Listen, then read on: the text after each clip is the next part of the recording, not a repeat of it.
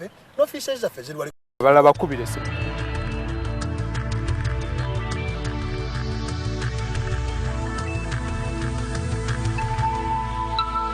This is NTV.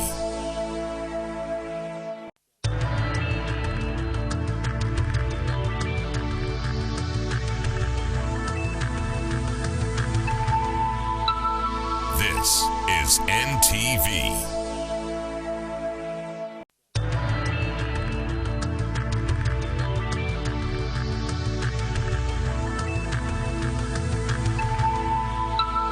This is NTV.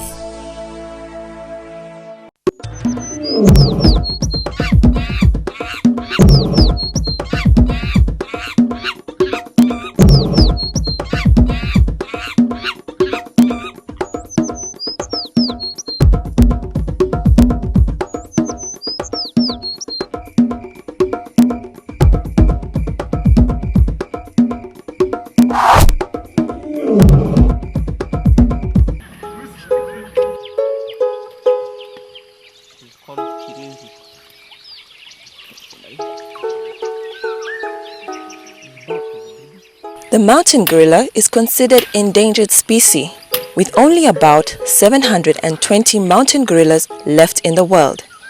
And these live within 4 national parks split into 2 regions: Bwindi Impenetrable Forest National Park, Mahinga Gorilla National Park in Uganda, Volcanoes National Park in Rwanda, and Virunga National Park in the Democratic Republic of Congo.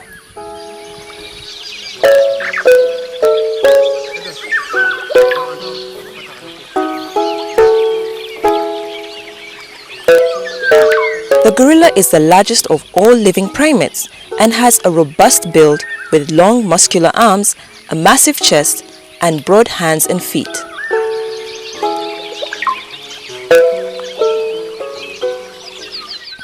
It has longer and darker hair than other species, allowing it to live and travel at high altitudes where temperatures drop to below 0 degrees Celsius. The gorillas can be identified by nose prints unique to each individual.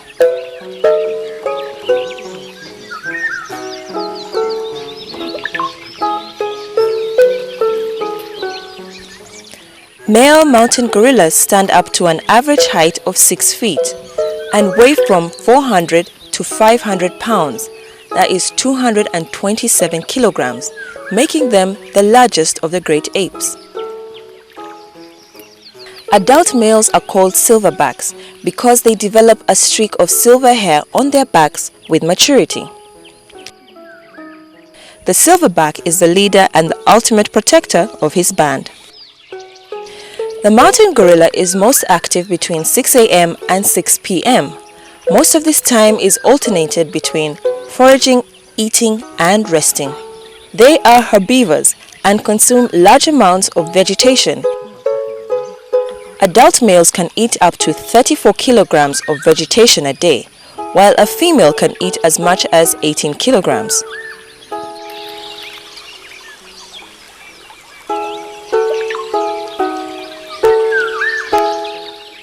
Females reach breeding age at about 10 years old. They typically bear young every 4 to 5 years, giving birth after a gestation period of 8 to 9 months.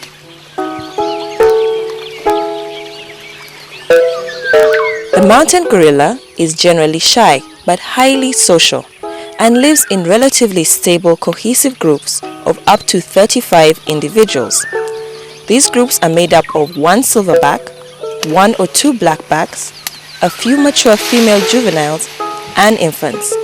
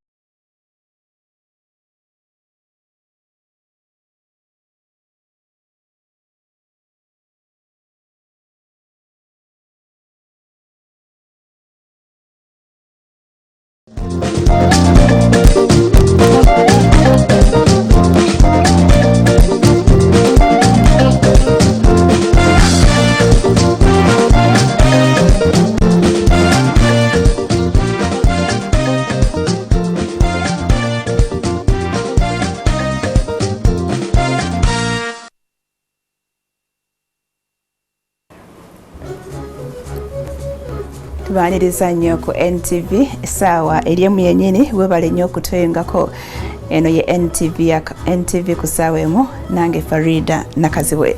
Tukitegeddeko nti abawi b'omusolo n'abakakkalabiza emirimu gyabwe mu kibuga Kampala boolekedde olusozi Gambalagala. Kino kidiridde ekitongole ki KCCA okutegeeza nga bwe kigenda okwongeza emisolo ku bintu ebimu mu kibuga okutandika n'omwaka gw'ebyensimbi ogujja. Tugenda kubuulira lwaki abakulu basazeewo bwe bati naye sooka olabe emitwe emikulu.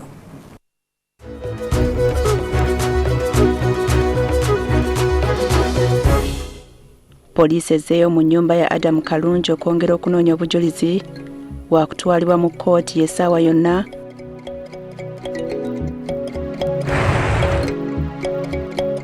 Ebyokulekera muganda wa Nebanda okwesimbawo ku lwa NRM Museveni abigaanye, agamba akamyufu ke kanaasalawo. Entiisa ekiboga, abazigu batemudde omusajja, omulambo ne bagusuula mu kitoogo. Mu mizannyo, URA egobye abadde omutendesi Alex Isabirye, entabo evudde ku ttiimu kukola bubi mu Super League.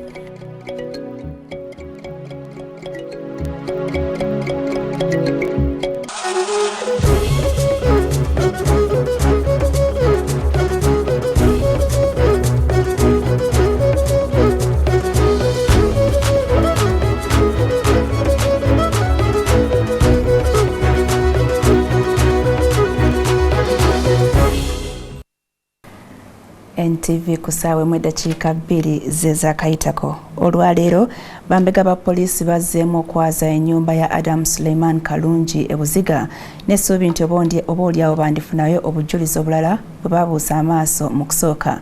Mu nnyumba eno kinajjukirwa nti mu nnyumba eno omubaka Serena Nebanda mwe yali nga tannaba kuddusibwa mu ddwaliro gye yafiira.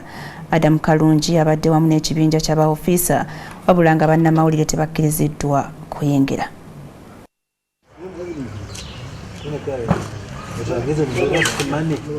Poliisi emaze olunaku lulamba ng'eri mu kufeffetta ebintu ebiri mu maka ga Adam Kalungi agasangibwa Buziga. Abagambye mu fulume wano we wagambibwa okuba nga omugenzi Serena Nebanda we yasembayo okulabibwako alyoka atwalibwe mu ddwaliro lya Mukwaye Nsambya gye yafiira. Poliisi era yatuukako mu maka gano ng'ennaku z'omwezi 15 Desemba omwaka oguwedde oluvannyuma lwa Kalungi okudduka, wabula ku mulundi guno poliisi etubuulidde nti bagezaako okwetegereza ennyumba eno nga bwe yali olunaku Nebanda lwe yafa.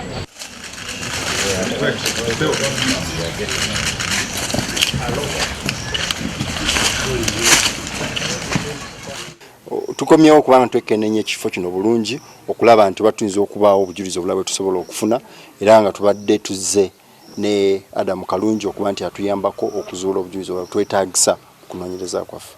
Era batutegeezezza nti basanzemu engoye z'omugenzi, engatto ze issaako n'ebiragalalagala. Oluvannyuma lw'okumala kumpi essaawa nga 8 nga baaza ebintu mu nnyumba eno, Adam Kalungi aziddwayo ekireka gy'akuumirwa.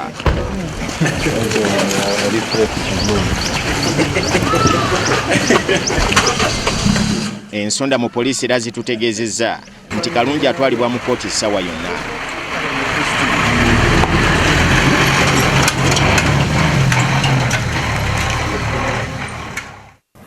NTV ku Saawa Emu. Akakiiko k'ebyokulonda mu kibiina ki NRM kalangiridde enteekateeka z'okuyita mu kamyufu okusalawo anaakwatira ekibiina bbendera mu kuddamu okulonda e Butaleja. Bino byasaliddwa olukiiko olwatudde ku kitebe kya disitulikiti y'e Butaleja wakati w'abakulembeze n'akulira akakiiko k'ebyokulonda mu NRM. Ebyokulekera muganda wa Nebanda okwesimbawo nga tavuganyiziddwa, President Museveni tutegeezeddwa nti abigaanye. akakiiko akavunaanyizibwa ku by'okulonda mu kibiina kya NRM kataddewo nga 8 lwe lwokubiri lwa wiiki ejja abaagala okuvuganya ku kifo ky'omubaka omukyala ow'Ebutaleja okwewandiisa. Bakwewandiisa ku kitebe kya NRM ku luguudo kya Ddondo wano mu Kampala. Ate okuva ng'ennaku z'omwezi 10 okutuusa ng'ennaku z'omwezi 16 abeesimbyewo mu bananoonyeza akalulu olw'okulonda anaakwata bendera ya NRM kubeerewo ng'ennaku z'omwezi 18 omwezi guno. Ssentebe w'akakiiko k'ebyokulonda mu kibiina kya NRM Dr. Elijah Mushemeja ategeeza nti okulonda kugenda kubeera kwa bonna abawagizi ba NRM abeewandiisa okubanga bammemba ba kibiina. Tugenda kubaweereza nomination papers kubanga olwokubiri ennaku 8 nomination zigenda kubeera Kampala. Mushemeja alabudde abagenda okwesimbawo mu kamyufu nti abanaawangula tebageze okukomawo kinnoomo kubanga ekibiina kyakubakangavvula. We are prepared to deal with those who want to stand as independent and yet have participated in our primaries. I can repeat, we are prepared both politically and legally. Ensonda mu kibiina zitegeeza nti amyuka ssaabawandiisi wa NRM Dorothy Yuha ebyokwesimbawo yabitadde mbwe era aliko omuntu gw'agenda okuwagira. Okuddamu okulonda omubaka agenda okuddira Serina Nebanda mu bigere Ebutaleja kutadde abalonzi ku bunkenke nga batya nti emivuyo giyinza okubalukawo. Basaba gavumenti eyingire mu njawukana eziri mu bannabyabufuzi mu disitulikiti eno mu kubanga ziyinza okutabangula emirembe. We wanted the government to bring these two people here, Dombo and Shuha, on the table so that thing will be solved. Me, I don't have a permanent enemy. I have people I have disagreed with in the elections. And I also have people I have disagreed with the way they try to describe the problems of Bunyole. Tukolagana ne poliisi n'ebitongole byonna eby'amateeka ebya security. NTV ekitegeddeko nti ekiwayi ky'abawagira Florence Nebanda n'ekya Dorothy Yuha ono ng'aliko gw'ayagala okusimbawo byatudde mu kafubo ne pulezidenti ng'agezaako okubatabaganya. Ensonda mu kibiina era zitegeezezza nti abawagira Nebanda babadde baagala omuntu waabwe alangirirwe nti agenda okukwata bendera ya NRM nga tavuganyizzwa mu kamyufu naye pulezidenti n'abigaana. Dr. Mushemeja akakasizza nti ensinkano eno yabadde maka ga pulezidenti. And there have also been meetings with the national chairman and we are going to work together to organize this election. This is how people will believe that reconciliation is real. Abakyala 6 be bakavaayo okuvuganya mu kamyufu ka NRM era nga bwe twogerera ng'omuwendo gw'abaagala okwesimbawo gulinnye nga kati bali 11. FDC erina 3 wabula ng'omwogezi wa FDC wa Fulogoto agamba nti ekibiina kirina agenda okwesimbawo Susan Baruka ono nga yavuganya ne Serina Nebanda ne Dorothy Yuha mu kalulu n'akwata kyakubiri. Jingo Francis, NTV ku Saawa Emu. Webale nnyo Jingo Francis. Ate ekibuga abaayo bakeeredde mu ntiisa ya munnaabwe eyattiddwa omulambo gwe ne gusuulibwa mu kitoogo. Ssemakono w'emyaka 32 abamuse kiteeberezebwa nti bamusanze addaka okuva ku mulimu mu kiro ekyakeesezza olwaleero. Mu kitoogo kino omulambo gwa Stephen Onyero we gusangiddwa abatuuze abakedde okugenda ku mirimu. Tulina muntu otusimbako ssira naye tulowooza nga bazigwe bamuteeze ne bamutta. Omulambo gusangiddwako ebisago eby'amaanyi ku mutwe ne ku magulu. Onyero abadde mutuuze ku kyalo Lusaze era okuttibwa yasangiddwa ava ku dduuka lye mu Katawuni ng'adda eka. Era pikipiki kwe yabadde atambulira bakulisse nayo. NTV ku Saawa Emu eddakiika ziri 8 eziyiseeko katumulemu katono ddala tovaawo tukomewo n'amawulire amalala mu kitundu ekyokubiri. Tulibeeraliikirivu nnyo tujja bulijjo ne tumulombera edduwa kati situmanyi kye baaziiseemu waba ataddemu mbwa. Abooluganda basattira lwantana ya munnaabwe yafa emyaka 12 emabega esimuddwa. Tula kusiga tojja kuwanvuwa ojja kubeera mumpi ng'essiga eryo. Munnazzi kuno tugenda kwejjukanya ebyatiisibwatiisibwa ng'abaana edda na kiki ekyali ekigendererwa. Tovaawo.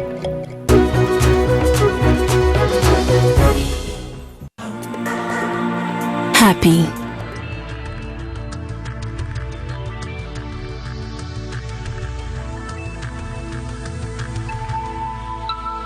This is NTV.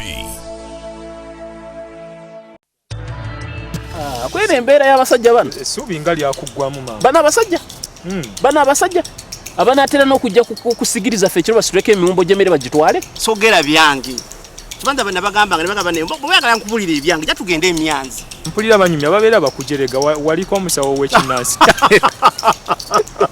South Africa baba bakujerega obituufu baba banjerega oyo mufere mubbi yennyini yeetaaga miggo omuntu wa bulijjo tomuzanyirangako abeeranga dormant volcano bwemba mukkiriza nina takuwa mugiyita ate takuwa gobeera mugoberezi tolowooza ndi muli mulimo oyogerera omusiraamu singa naakubuuza nti katonda yagamba atya oba oli pasita ng'okyawa olimba obba oyenda olina abakazi basatu please heaven is waiting for you. One day you'll pay and soon your time is out. Otiisa mmono. Sitiisa. Nkubulira Yesu talimba. Ebintu mbimala mulundi gumu. Kati what I love peace. Gwokola byo. Wegase n'omusajja mutwale mabi.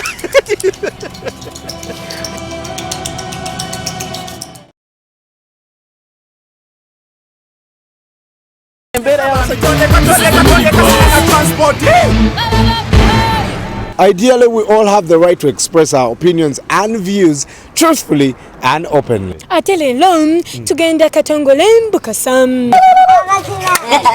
Kampala bwerere mwansomu the bus.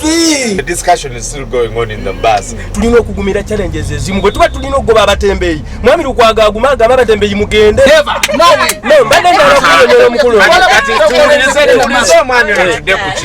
mbadde ndala kunyonyola omwami yagambye nti meya Lukwago ye meya omutuufu gavumenti ekutte Lukwago emunyigira mu nsonga takyekyusa. Welcome back to minibus kyogereko teko omusajja abankwana nga njagala sifa ku kya ssente kulikayo nnyo mu kuwummuloko katuddemu tutandike n'amawulire okuva mu KCCA abawi b'omusolo n'abakakalabiza emirimu gyabwe mu kibuga Kampala boolekedde olusozi Gambalagala. Kino kiddiridde ekitongole ki KCCA okutegeeza nga bwe kigenda okwongeza emisolo ku bintu ebimu mu kibuga okutandika n'omwaka gw'ebyensimbi ogujja.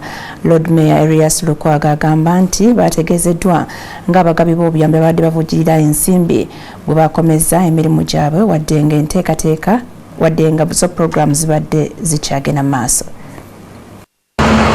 Ekitongole kya KCCA kyafuna obuwumbi 39 okuva mu banka y'ensi yonna nga ku zino kwaliko obuwumbi 18 ez'okukola enguudo ng'obuwumbi 21 bwakukola omwala gwa Lubigi ate obuwumbi obulala 39 bwali bwakutunuulira physical plan ya Kampala myaka 10. Erias Lukwago Lord Mayor wa Kampala agamba nti KCCA yolekedde akanyigo k'ebyensimbi oluvannyuma lwa World Bank okugyamu entanga emirimu gino teginnaggwa. Bano ba donors oba batuwa obuyambi nabo we baggalawo ne projects ze badde ba sponsoringa kati nga emyala n'enguudo ebisigadde ffe tulina byokolerako. Twawulidde bannaffe abamu mu finance naye walala nga balowoleza mu kyakuleeta misolo mipya. Programu eno ku mpapula yalina okuba nga komekerezebwa mu December ennaku z'omwezi 31 nga projects zonna we muzimanyira zibeerako project life naye waliwo component ezaali zitannaba kuggwa naddala mu nguudo.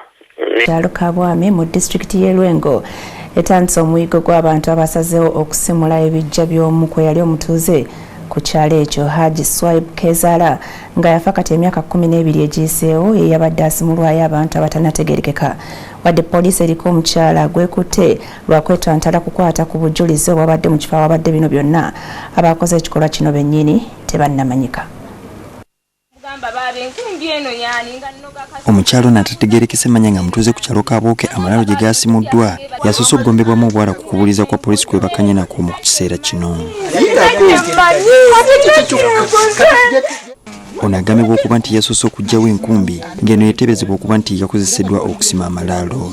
Mama Juma nzaaliddwa kuno ndi abafu kikimu. Nedda tugende tebannakuvunaana kubalya. Enkumbi baakoze obuyo gikwatako tetutagatu mubajijja eri gye badde omukyala gye gironze. Poliisi era eriko ebimu ku bintu ebyakozeseddwa okusima byekutte nga bino byasangiddwa bisuuliddwa okuliraana amalaalo. Nga kambi n'enkumbi bitugenda okutandikirako okuwuliriza. Wabula tekinnamanyika oba nga abasimye amalaalo gano baliko ebikolwa ebyawongo bye badde baagala okukozesa ebisigalira bya Kezaala. tuli beeraliikirivu nnyo tujja bulijjo ne tumulombera edduwa kati situmanyi kye baziiseemu aba ataddemu mbwa tunajja tulombera embwa edduwa. Wano n'abatuuze bwe baagalira poliisi esooka esime amalaalo okuzuula oba ng'ebisigalira tebyaggiddwamu. Genda okuzimba entaana bamutumale ekkebera tulabe ki ekirimu oba baamututte oba balina kye baataddemu. Awo poliisi tusaba ejje tuyambe ku nsonga eyo. Tujja kusigala nsuna ekituufu kye tutegedde. Ekyo nga we tuli tukisobola kutuusa nga kootu etuwadde olukusa mu buwandiike kweyongera kusima entaana eyo kulaba kigendererwa kiki oba wali ekintu kye bataddeyo ekirala oba bajjeyo ebisigalira babitutte ku bikoose byawongo ekyo kinategekeka bulungi.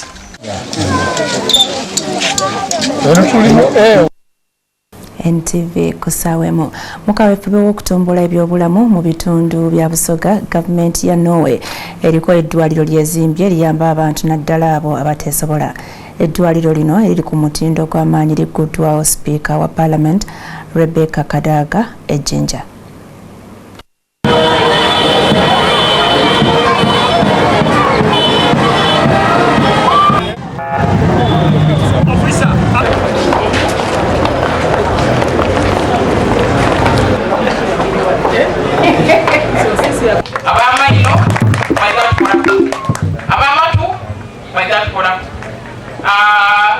Abamaiso baida tukolako abebisimba baida birongosa n'olwekyo buli kyetagisa mu byobulwaire tuliwo n'abantu abaida okubikolako aye wano wonka otwaire emirimu gy'abasawo otwaire emirimu gy'abasomesa otwaire n'emirimu egindi tugenda okuyambe gavumenti okukola ku kyemirimu.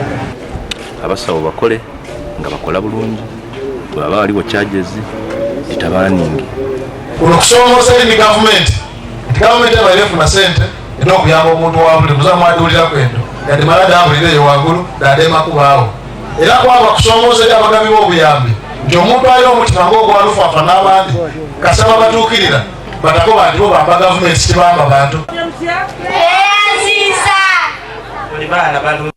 Bivudde eri Ejjinja mu Busoga. Wali owuliddeko okulabulanga kuno nti totuula kusiga ojja kuyimpawa. Si kituufu nti omwana bw'akikola ddala ayimpawa naye abakulu bakikozesanga okutiisatiisa omwana oyo obubi obuyinza okuva mu kutuula kusiga eryokya. Bwe kityo bajjajjaffe bwe baagonjolanga abaana ate nabo ne bakkiriza era ne babigoberera watali kusooka kukubibwa mbooko nga bwe kiri ennaku zino. Kati katulabe ebirala bye baagambanga abaana na ki kye baali bataasa mu kyo. Nazzikono.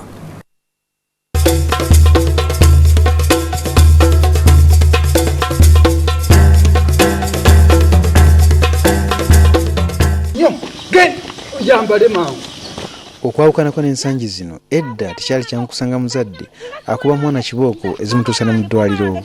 Omwana waasukanga kumulabula ng'asobezza era bwe yeeremanga okukyusa mu neeyisa olwo n'amuyisaako omutaka w'embuya. Omwana edda yalinga wa kyalo kyonna era nga bamusangira ng'akola ebiswaza wadde si wuwo osobola okumugunjula. Kimanyiddwa nti omwana bw'akwata ekintu ng'akyali muto alwawo nnyo okukyerabira. Awo bajjajjaffe kyebava batandika enkola y'okutiisatiisa ng'abaana balina okukola ebintu ebimu okugeza okwewala amawumuukira n'okuddiŋŋana waka singa omwana omuwala afunira obuto ku luggya baamuboolanga mu ngeri etiisa abala okukikola. Kyekyali ekyokumutwala eyo ne bamuzimbira ku mabbali g'ekibanja kusalusalo nkomerero y'ekibanja. Awo nno bano bwe baakirabanga omwana mukazi wattu abeereyo yekka ekiro obulabe bwizaala mutukako eyo kwegamba ne babeera nga bakyesitalako awo ne beewala okugenda mu mize gyonna gyonna egizo bayetefune embuto nga bali ku lujja.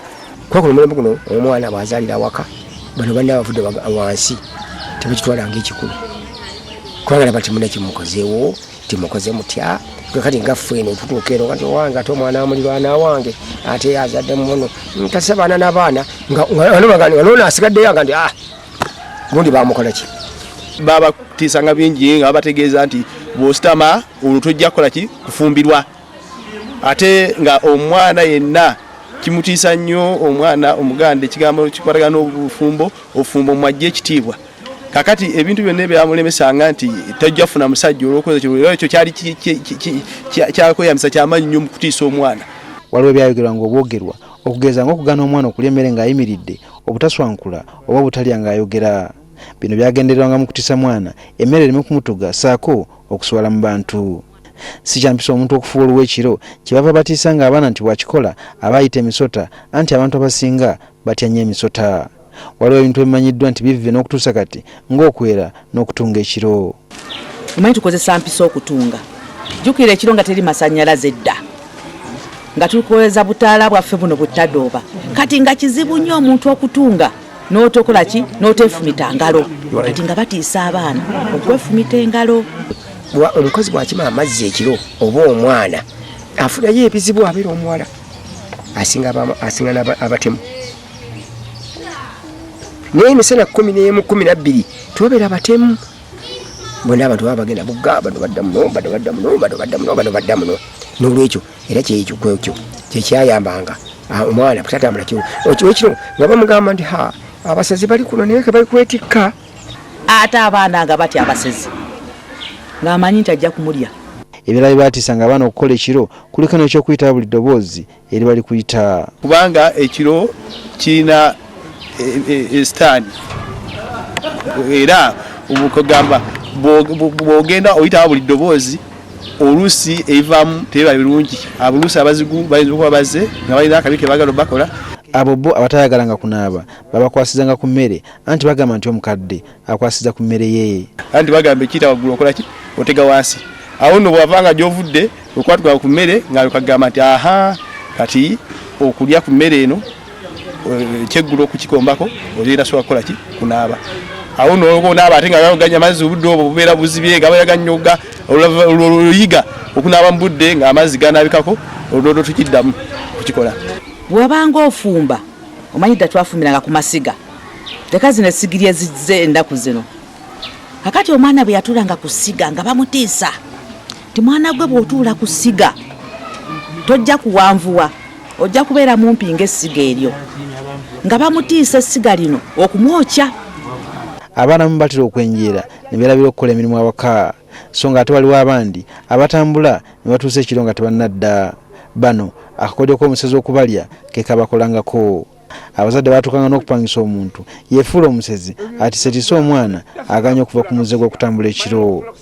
Kakati ng'agwa balaseewa yafulumya agenze nti nga bamulinda nga oli agwa kava abaali awo ajja ng'ona akuba endege ku ttaka ng'akugumuka ng'amwika amugoba ng'amukwata ng'agenda amwetika ng'amukuba mu mwanya eri nga kati wale bali mukanga misinde agenda wija nsanze omusezi abadde netise taddeyo kutambula. Ne bano bato banne balesa waka tebaddeyo kutambula kiro. Abaana era bakuutirwanga obutegama nkuba wansi wa miti naddala mu biseera eby'enkuba kubanga laddu esobola okubakuba so nga kigambibwa era nti emisambwa n'emizimu gibeera nnyo mu miti. Ebintu ebyakozesebwanga okutiisatiisa abaana bingi tetusobola kumenya netubimalayo naye ng'ekikulu kiri nti byayambangako nnyo okugunjula abaana edda. Ennaku zino abaana bakalaba nnyo ng'ebimu ku bino bwe bibagamba beesekera bwesekezi oba okukutegeeza nga bali abeetegefu okubyeŋŋanga. Abantu bedda baalinga bagezi nnyo naye nga ate n'abaana bawulira. Ennaku zino omwana tekinologi ono aleese ebizibu ogamba omwana kino nga gundi akola bw'ati.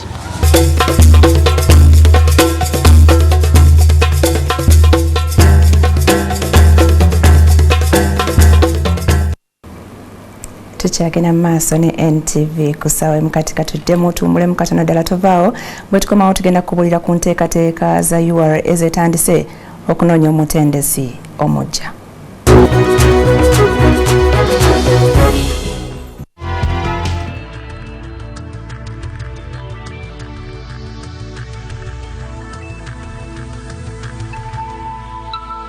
This is NTV.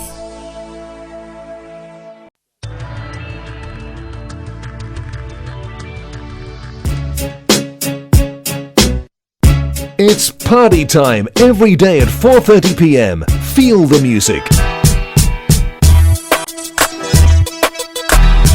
Try out your favorite dance strokes. Watch the latest music videos from artists around the world as you dance to the beat. Girl, you got me screaming fiesta.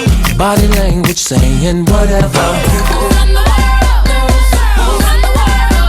only on The Beat, Monday to Friday on NTV, your official groove station.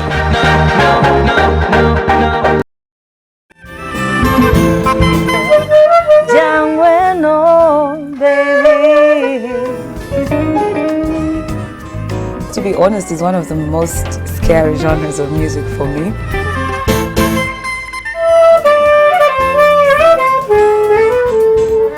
For me every day.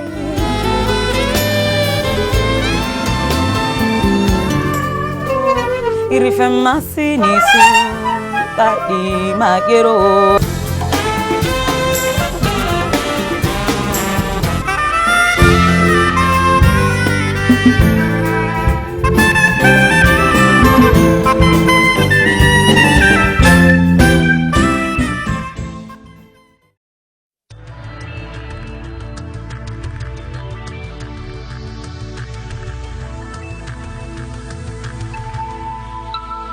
This is NTV.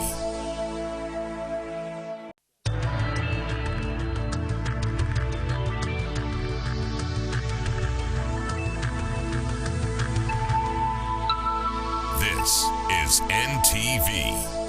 I'm knocking. A message yali ku the last piece of a jambia yali muhadi wa yo. No, bloody way, holy moly. We've just met. How can I be your friend? Mr. Rashmond.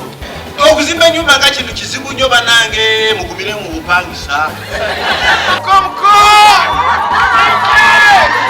I'm called Olar Oton. There's no English name. Just like resistance, Yakazol. I blame you. You have option of getting international husband. Why do you get it local?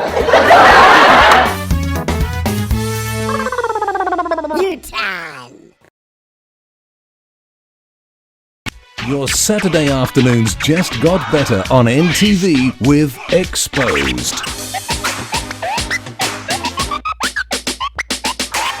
Join Cats and the Platinum DJs as they bring you some mad DJ skills and crazy video mixes. You're now rocking with the best. Catch us every Saturday as we live. We'll take you through an experience you'll never forget. Remember to call in with your music requests and also get a chance to win some incredible goodies.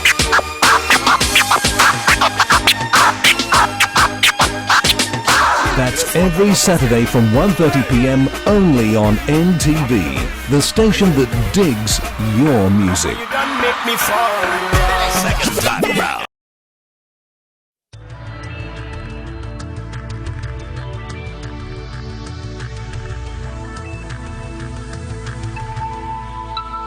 This is NTV.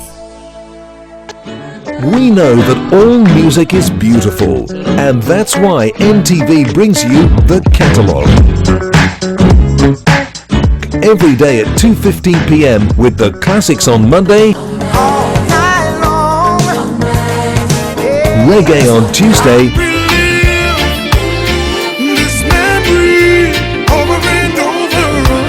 country on Wednesday,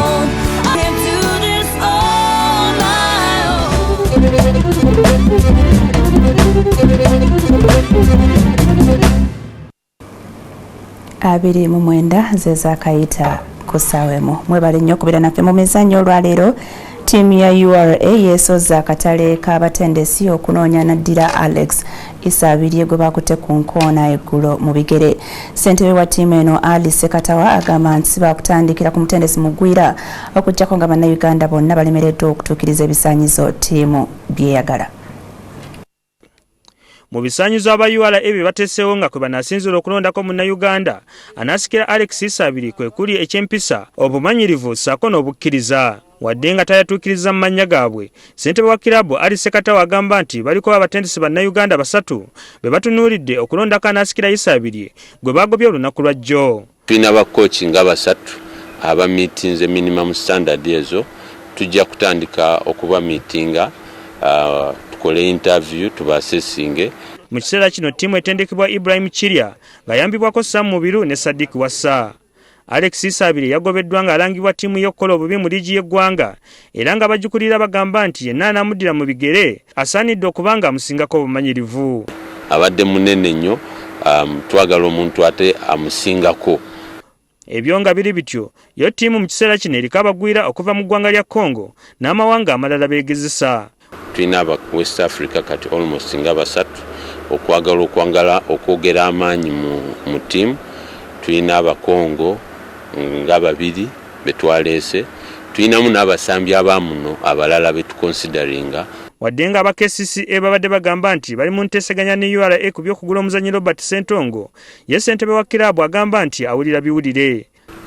Tulina ttiimu eza South Africa nga bbiri ezibadde zimwagala, tulina ttiimu emu okuva mu West Africa, tulina ne ttiimu eya Sudan. Sam Mpoza, NTV. Bale nnyo Sampoza. Ttiimu 18 ze zeewandiisizza okwetaba mu mpaka z'ebikonde by'abayiga eza National Junior Championships ez'okubaawo okuva nga 13 okutuusa nga 2 omwezi guno. Empaka zino zigendereddwamu okutumbula ebitone mu bavubuka, bo abategese omuwendo gw'abo abeewandiisizza okuba batono tegubasanyusizza.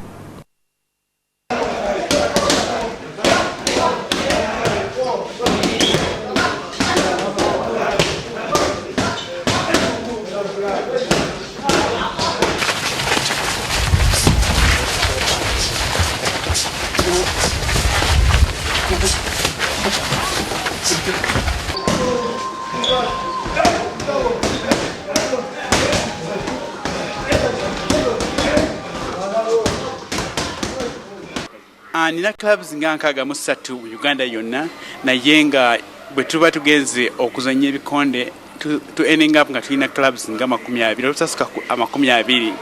Ensonga nti ziri clubs zijja buzi kulonda then ne babulawo tebaleeta bazanyi kuzanyira ggwanga, naye nga clubs kati eziri register ziri aba participating ku Saawa ne bali 18 clubs 18.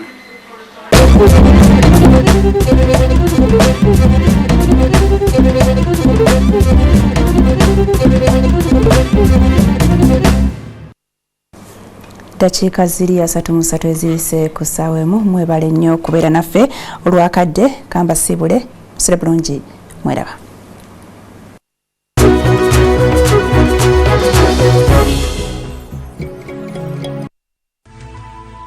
NTV, turning on your world.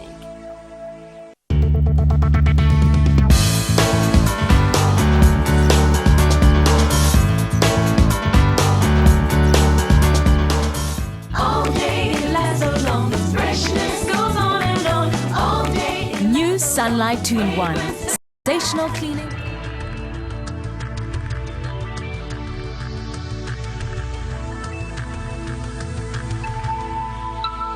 This is NTV. I'm knocking. A message yali ku the last piece of a jambia yali muhadi wa yonna. No, bloody way, holy moly. We've just met. How can I be your friend? Mr. Rashmond. Okuzimba nyumba nga kintu kizibu nnyo banange mugumire mu bupangisa. I'm called Olar Oton. There's no English name. Just like resistance, Yakazol. I blame you. You have option of getting international husband. Why do you get it? New time.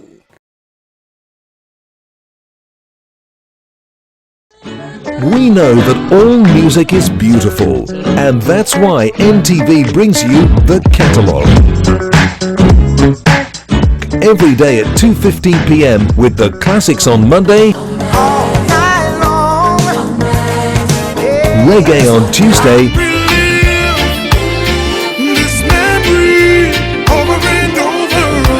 country on Wednesday, Africa on Thursday,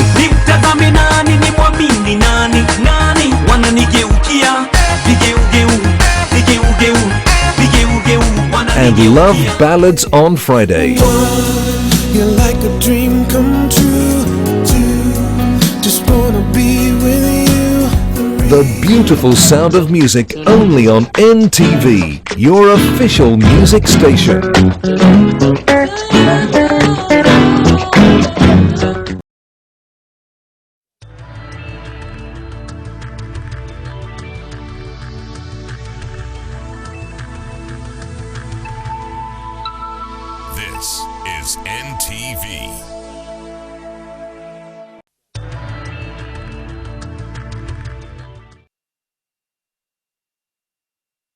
makes you think? We are smelling like everything else you just said. That is a lie. Dismember was dismembered. Sweetie, I'm gonna die. It is you who is stupid.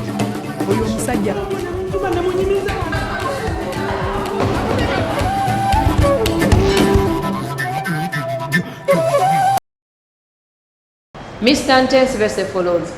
On 11th August 2011, you were charged at Bukoto Police Station with forgery, contrary to Section 349 of the Penal Code Act. It is alleged that you forged education certificates and obtained a job that you've been occupying for 4 years, and that you committed a crime. Do you understand the charge? I take it that you're representing yourself. How do you plead? Lying. Mr. Sefolozo, if you did not do it, say innocent. And if you did it, say guilty, okay? Kale, I did not do it. In other words, you're innocent. Okay then, a plea of not guilty is entered. Prosecution, proceed. Yes, Your Worship.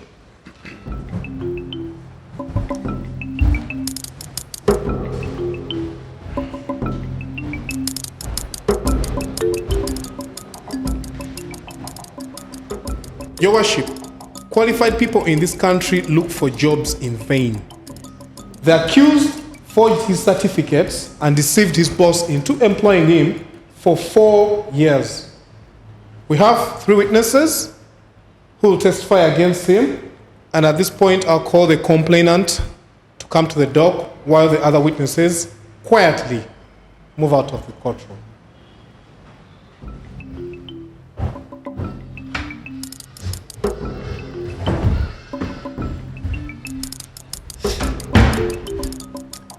Do you solemnly swear to speak the truth and nothing but the whole truth, so God help you? I do. You are angry. Yes, I am. That man violated my trust. So I take it that you know him. That man is a liar, eh? He came crying to me in my office, saying how he has looked for a job for a very long time and failed, eh? Saying that the Nabubis had a... Let me stop you there. What is Nabubi? Okay, cobwebs. Okay, go on. So the cobwebs had built a hut on his papers, eh? So naturally, I had pity on the poor man. Go on. Yeah, so he has been my driver for a very long time. So, he has been your driver and he needs papers for the job? Kalolabanze, I'm a woman of class. I require class. I beg to differ. What? Nothing. Moving on. So, you found out that your driver did not have papers? Why did you call me here if you're going to answer my questions for me? Sorry, what qualifications do you require from your drivers? An A-level certificate equal to the MPs.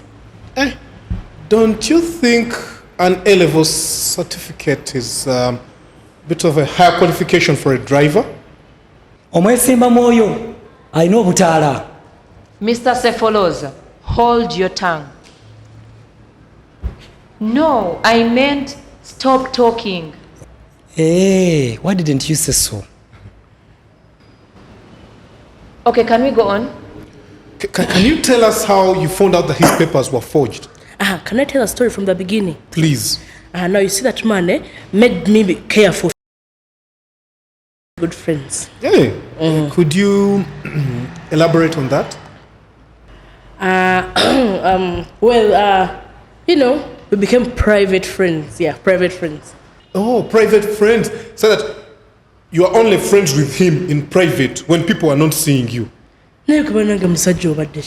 How old are you?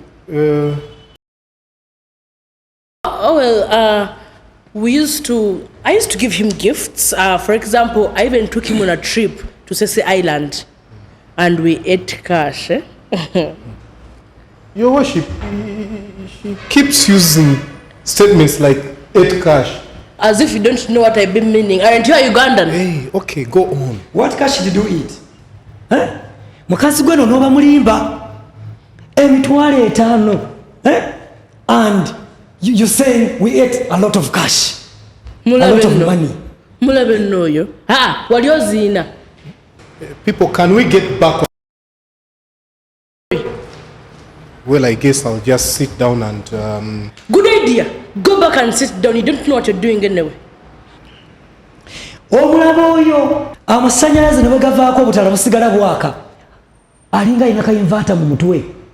Ate nno gwe tomanyira, you deceived us and we gave you a job. Madam, if you cannot control yourself, I will have you taken out of this court. Do you understand? Okay, but that man gave me a certificate that was from Katikamu Preparatory Secondary School. And preparatory schools supposed to be primaries and nurseries? Ask him, Muyao. Okay. Why are you asking me? Okay, go on. Anyway, finally, so I met a friend of mine who had been to the same school, who swore that he had never seen that man anywhere in that school. Then finally I decided to investigate the matter. That's when I realized that he had been lying to me for a very, very, very long time. So I reported to the police, who came and examined the document, and they confirmed that the document... You did not fire him for any other reason, like he stopped being your best private friend? Well, he said he didn't want to be my private friend anymore, but I see a reason, Mkwano. Nothing further, Your Worship. Mr. Sefolozo, any questions? Yes, madam. Betty, why? Do not call me Betty. Only my private friends have the right to call me Betty. Okay, what should I call you? Miss Beatrice. Okay, Miss Beatrice. Bwe wakoze investigations, what discovering the ekirala? That you stopped in primary 4? Oli mulimba. Bwino wange yenna yagira mu muliro. Office ya DOS. Uyakwata omuliro. DOS means Dean of Studies? Hey.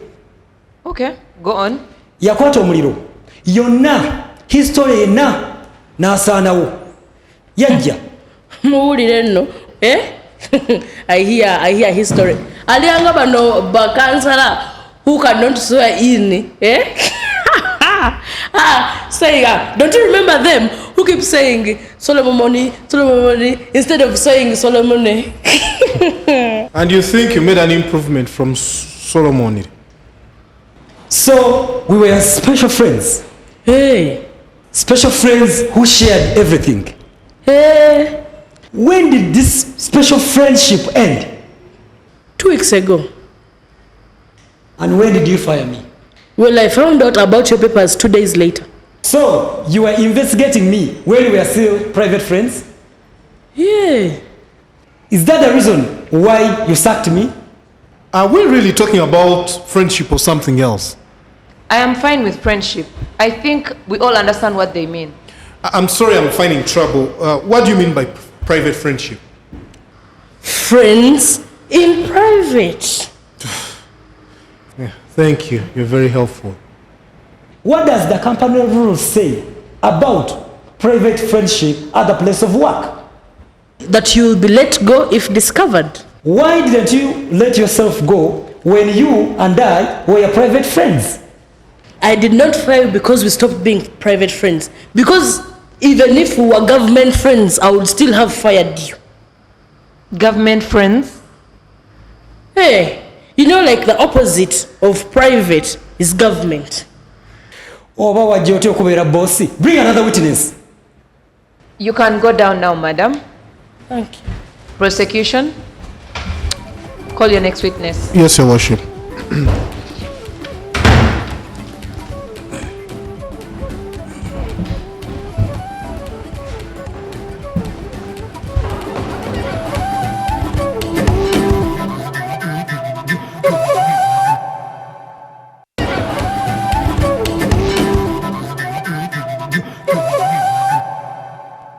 Prosecution calls Mr. Livingstone Gocharia.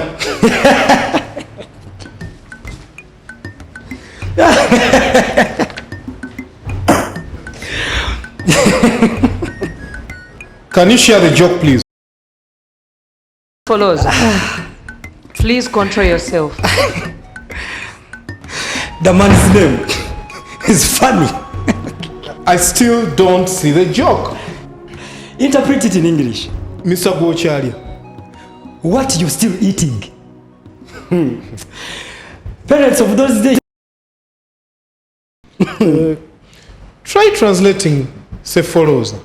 Have tried it. Actually, it means jackfruit. Anyway, moving on to Mr. Gochala, he's an alumni of Katikam Preparatory Secondary School. Do you solemnly swear to speak the truth and nothing but the whole truth, so God help you? Yes. Do you know that man over there? Deliver madam. By madam, you mean that? Yes. You started at Katikam Preparatory School? Yes, I was an alumni there. What happened when you stopped being an alumni? I left the school. You left the school? Yes. Do you ever remember seeing that gentleman at that school? No. Are you sure? Okay, I was the prefect of that school. Mm-hmm. And that man's certificate says that we are in the same school. I don't remember him. And also the school history. He's not there. He's not there. Nothing further, your worship. Mr. Cephaloz. Yes. Do you have any questions for the witness? Yes. Mr. Gocharia, do you agree that the DOS office burnt down and the history burnt as well? Office ya DOS yaja. Na ye Gosik, I don't remember you. Who is Madame's new private friend? What do you mean by a private friend? I mean a friend who does friendly things with her. I don't understand anything. Well, like shopping and playing cricket. Madam, we do not stop, neither play cricket. Your worship. Understand? Make him. I mean, are you in love with the madam? Very well. The madam did not put you up to this, to come here and lie on her behalf? Why should I lie? Me, I'm only telling the truth. We cannot be sure of him because of the lover's interest. Call the next witness. Can you stop doing that? What? Commanding us to call the next witness. Okay. Dear sir, please, can you bring the next witness? Can you please go down, sir? Thank you, madam. Prosecution, call your next witness.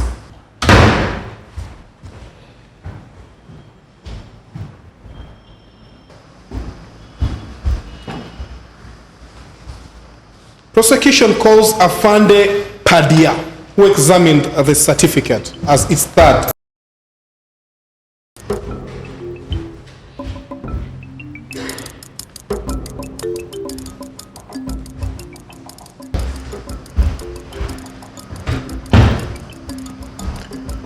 Do you solemnly swear to speak the truth and nothing but the whole truth, so God help you?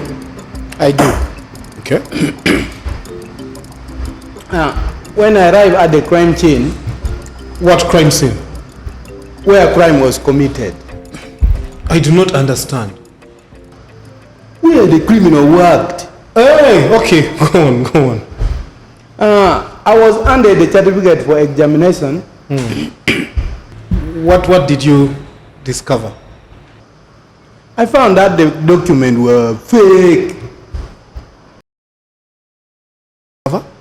I compared it with the certificate which were issued during the same time, and his was more new. Maybe he just kept it well. Not that. Yeah.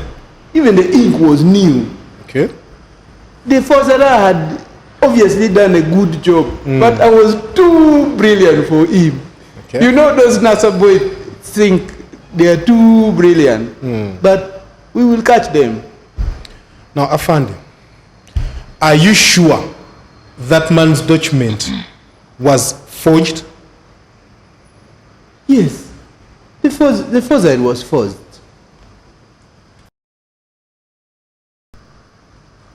Nothing further. Mr. Sefoloza. Yes. Any questions? Yes. So, Afandi, are you the official examiner of the police? I'm not, but I'm also qualified. What gadget did you use? My eyes. So, you only use your eyes? It was very visible for a man like me who has experience. So you have experience in certifying documents? So, all along you've been using your eyes to do the same thing? Nothing more, Your Worship. You can go, sir. Thank you, madam. Mr. Sefoloza. Yes. With those remarks, it is my view that the prosecution has established a prima facie case. That means that the accused has a case to answer. Do you have any witnesses? Yes. You can call them. Myself. Okay, go on. First of all, that woman there broke my heart. She was my private friend. She cheated on me. And I broke it off. Second, I went to Katemba Preparatory Secondary School.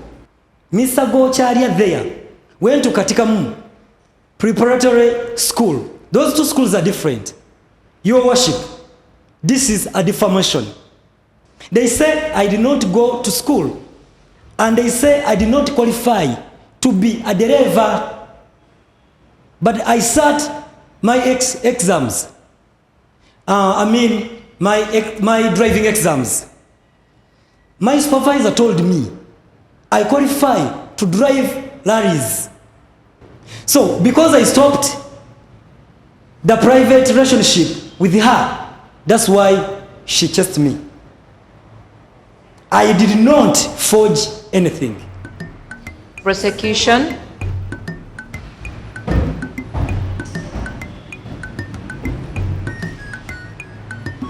Your Worship, I believe I've proven beyond reasonable doubt that the accused did commit the crime.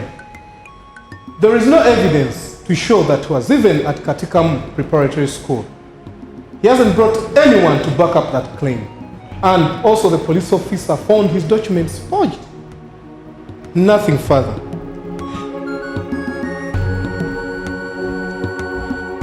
Based on the evidence presented to this court by both parties, the court has reached a verdict. Mr. Sefoloza, court hereby finds you guilty of forgery, contrary to Section 349 of the Penal Code Act. Prosecution, do you want to submit? Yes, Your Worship. Go ahead. Your Worship, give him the maximum sentence. Let this be a lesson to all those who forge papers. This is something that has been going on for long. People go to NASA Road and forge all kinds of documentations that allow them to operate heavy machinery and work in high qualification jobs. This is not right, and it should serve as a warning to all those that are engaged in the same. Thank you. Do you have anything to say? Yes. Go ahead. Your Worship. Well, I'm falsely accused by that woman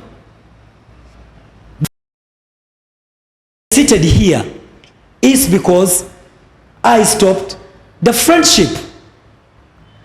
She's just a bitter ex-girlfriend. Mr. Sefoloza, you're hereby sentenced to a reduced sentence of 5 years in prison.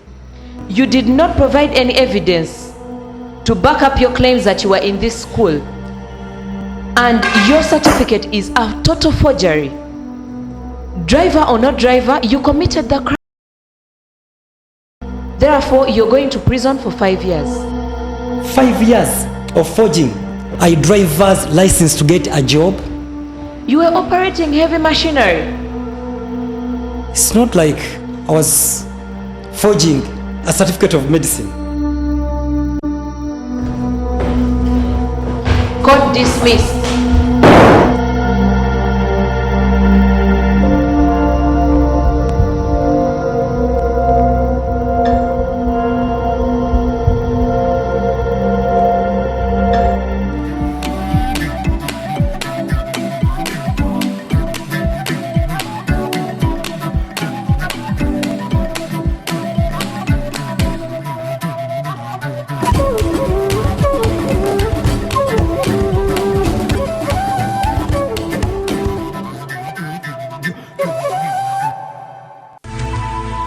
NTV, turning on your world.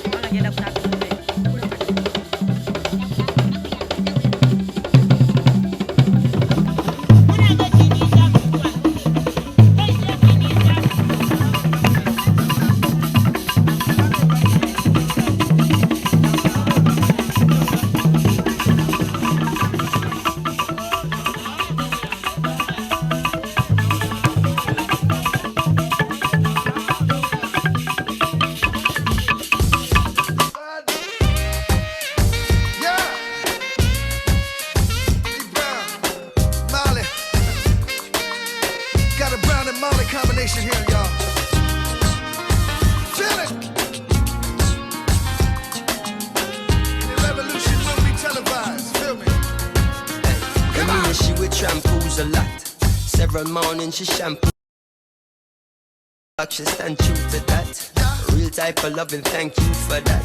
Yo, run barefoot without the shoes and socks. Cause she keep herself clean, man, I got catch no rush. And she love me for real, man, I feel have no cash. And any little thing and from a splish, splash. Yo, all this blinging is like you forgot. Use cheddar as the bait, then you recruit the rat. So we listen couple speech of Martin Luther chat. Dennis Brown, Bob Marley and some super cats. Yo, it seem like she live upside the Duke shop. Cause she don't have a scratch, it's only beauty spot. When one duty start is when one duty stop. 1 9 to 5, 1 5 to 12 o'clock. You see me?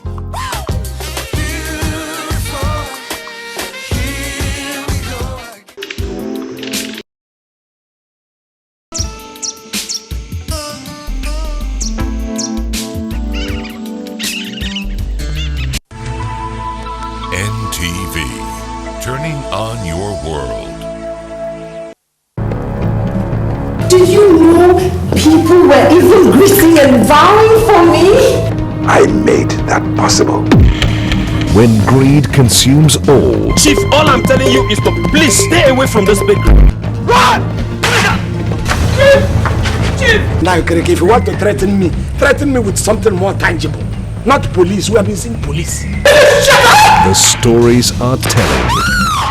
Message from the Holy Spirit. Watch African drama every day, Rising with the Sun. AfriPix on NTV. the act of lifting term limits was an act of meticulous constitutionalism. The government of Rwanda can't just watch. This is what told us why he's abandoning his constituency. I'm saying that the problem is here.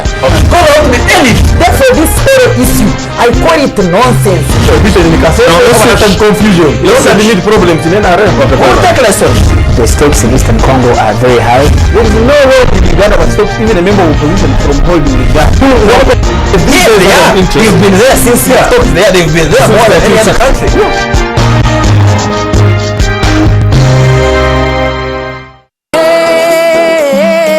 My God is good, yo. It's more than just good music. God is able to do just what he said he would do. It's uplifting, intimate praise and worship.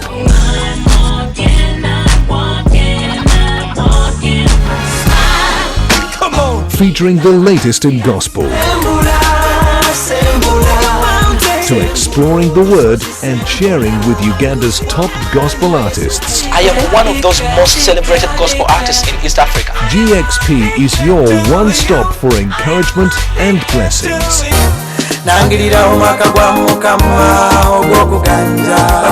Praise and worship is a strong component on GXP.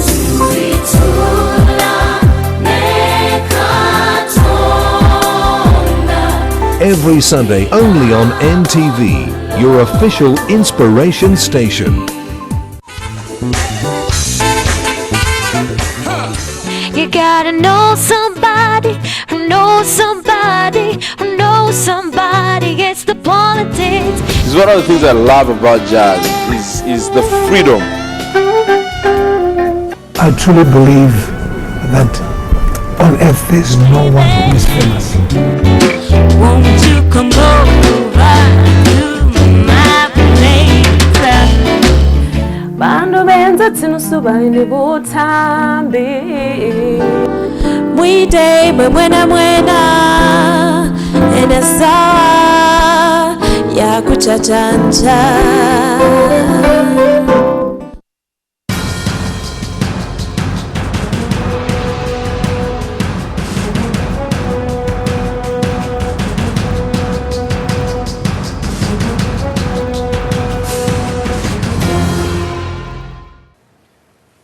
Tuwaye webale nnyo okutwegattako. It's a new year, new topics. I tell you, kigenda kwetirira mu 2013. Mwebale kumalako mwaka nagaano gukulisa abantu kuba nzikiriza buli lunaku olukya Katonda yabalukoze era lubeera lunaku lulungi. Olwaleero ku bench agenda okugulawo omwaka guno omusomesa wa byankulaakulana nali muleseeko wano n'ayogera ebigambo eby'amagezi ne mumwagala nnyo ne muŋŋamba ofubanga nozza omusajja oyo nkikoze akomyewo Pastor Evans Mayambala. Wandisa. Simanyi obuulira enjiri ennaku zino.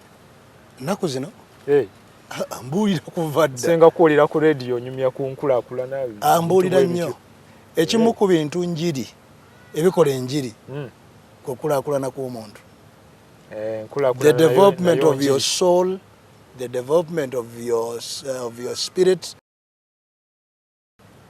By the way, njiri kukulaakulana. Alina waakujja ng'akutwala awantu awalala. Nasomako ne Bayibuli nga Pawulo naye akikkaatiriza. Ataakole n'okulya nga taali ate omusumba tabeeranga ku njiri yokka. Yatukanoga nti omuweereza bw'alema okulabira amaka ge tajjanga n'ayimirira ku alutaali mbonaababuulira ekigambo. Enjiri yebamu ebituli. Kati neweewuunya oyinza okuba weeyisa bulungi, oyinza okuba tolina mitawaana naye mbu kasita olemwa okuteeka emmere ku ssowaani y'abantu olw'okubanga oba oli awo walemereddwa okupakasa n'okufuna. Tugambe kufuna, by the way, kasita olemwa okufuna okuliisa ab'omu nnyumba yo, Bayibuli ega nti n'obuweereza abuleke kubanga yalemereddwa dda. Abatakyalina bwazikulembera. Talina kyagenda kuliisa ndiga kubanga zino zimulemye ate wakyagenda kuziri. Talina naggwazzaamu maanyi nti musumba waffe aliko waali. So ekigambo omuntu okukulaakulana, by the way, it's a factor of life. Nono ya bulamu. Kubanga gwekimanyi nti tewagenderedde nti kati olina olunaku olulala oba omwaka omulala naye bakukubuuza we gwayise togulaba. Naye obukulu bw'okubanga gwakuyiseeko kakati olina emyaka emirala tukulowooza okulowooza obulala okutegeera obulala okukola obulala n'okubaako ebintu by'olina mu ngalo zo. That is achieving. Omuntu atakulaakulana atulowoozesa nti the law of nature is defied and defaulted. Kiddemu ekyo. Atakulaakulana. Omuntu atakulaakulana atulowoozesa nti etteeka ly'obulamu jyunguruddwa. Etteeka ly'obulamu ligamba nti omuntu agenda mu maaso. Muwala wange yakyogera yali atuuka mu P2 nangamba dadi waliwo twayize nti living things grow. Kituufu. Living things breathe. Living things move. Kati bw'oba living person nga to moving nga tokola ki? Kati otuzayo buzaffe abazaga naye etteeka ly'obulamu ono limuguddeko oba alimenye.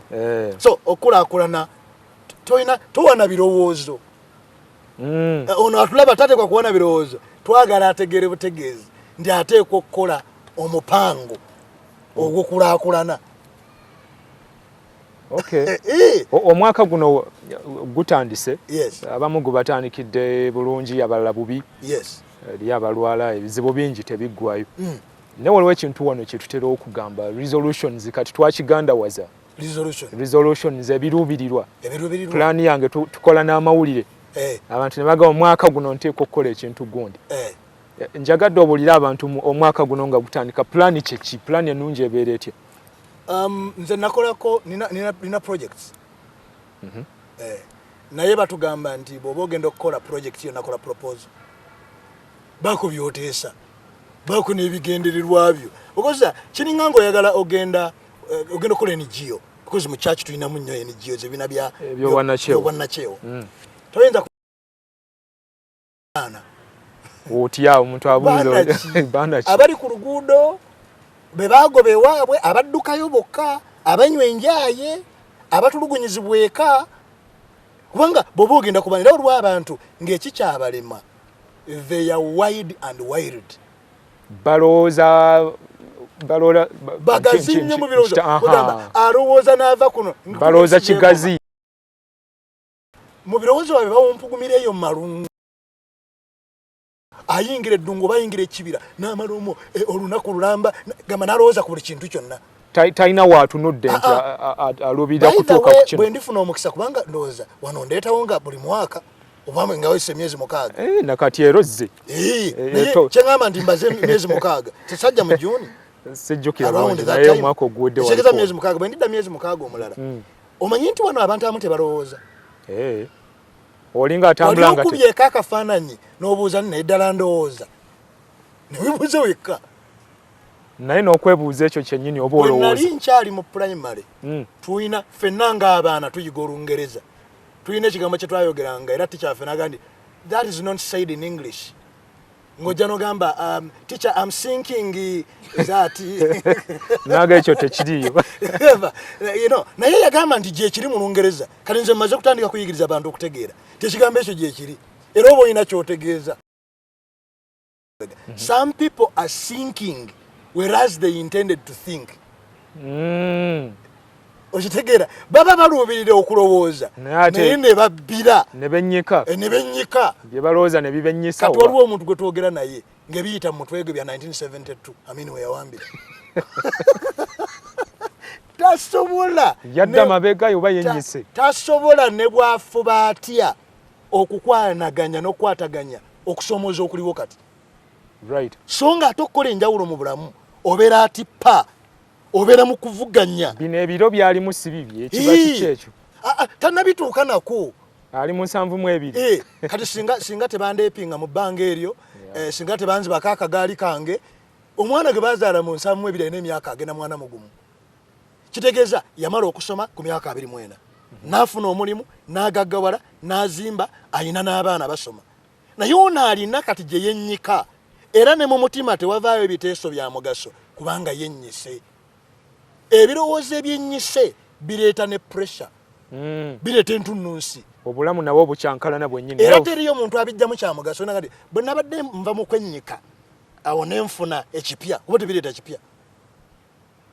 Gwolooza ali omuntu alowooza engeri gy'anaatemaatema miliyoni ze 2 ze yaakafuna kati oba nziteeke mu nnyumba ya kalina oba nziteeke bwe nti alwala pressure nga oyawulira okulowooza n'okwennyika kubanga oli alowooza nti ennyumba bagitwala naye omumulowooza nti alowooza naye avaamu mulwadde era nga talina wala gyatuuse.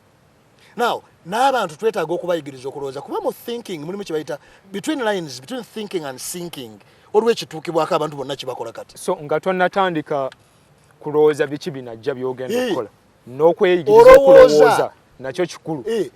Ani akugambye nti olowooza? Ndowooza muli weegamba. Kati nze kambalageyo omuntu alowooza.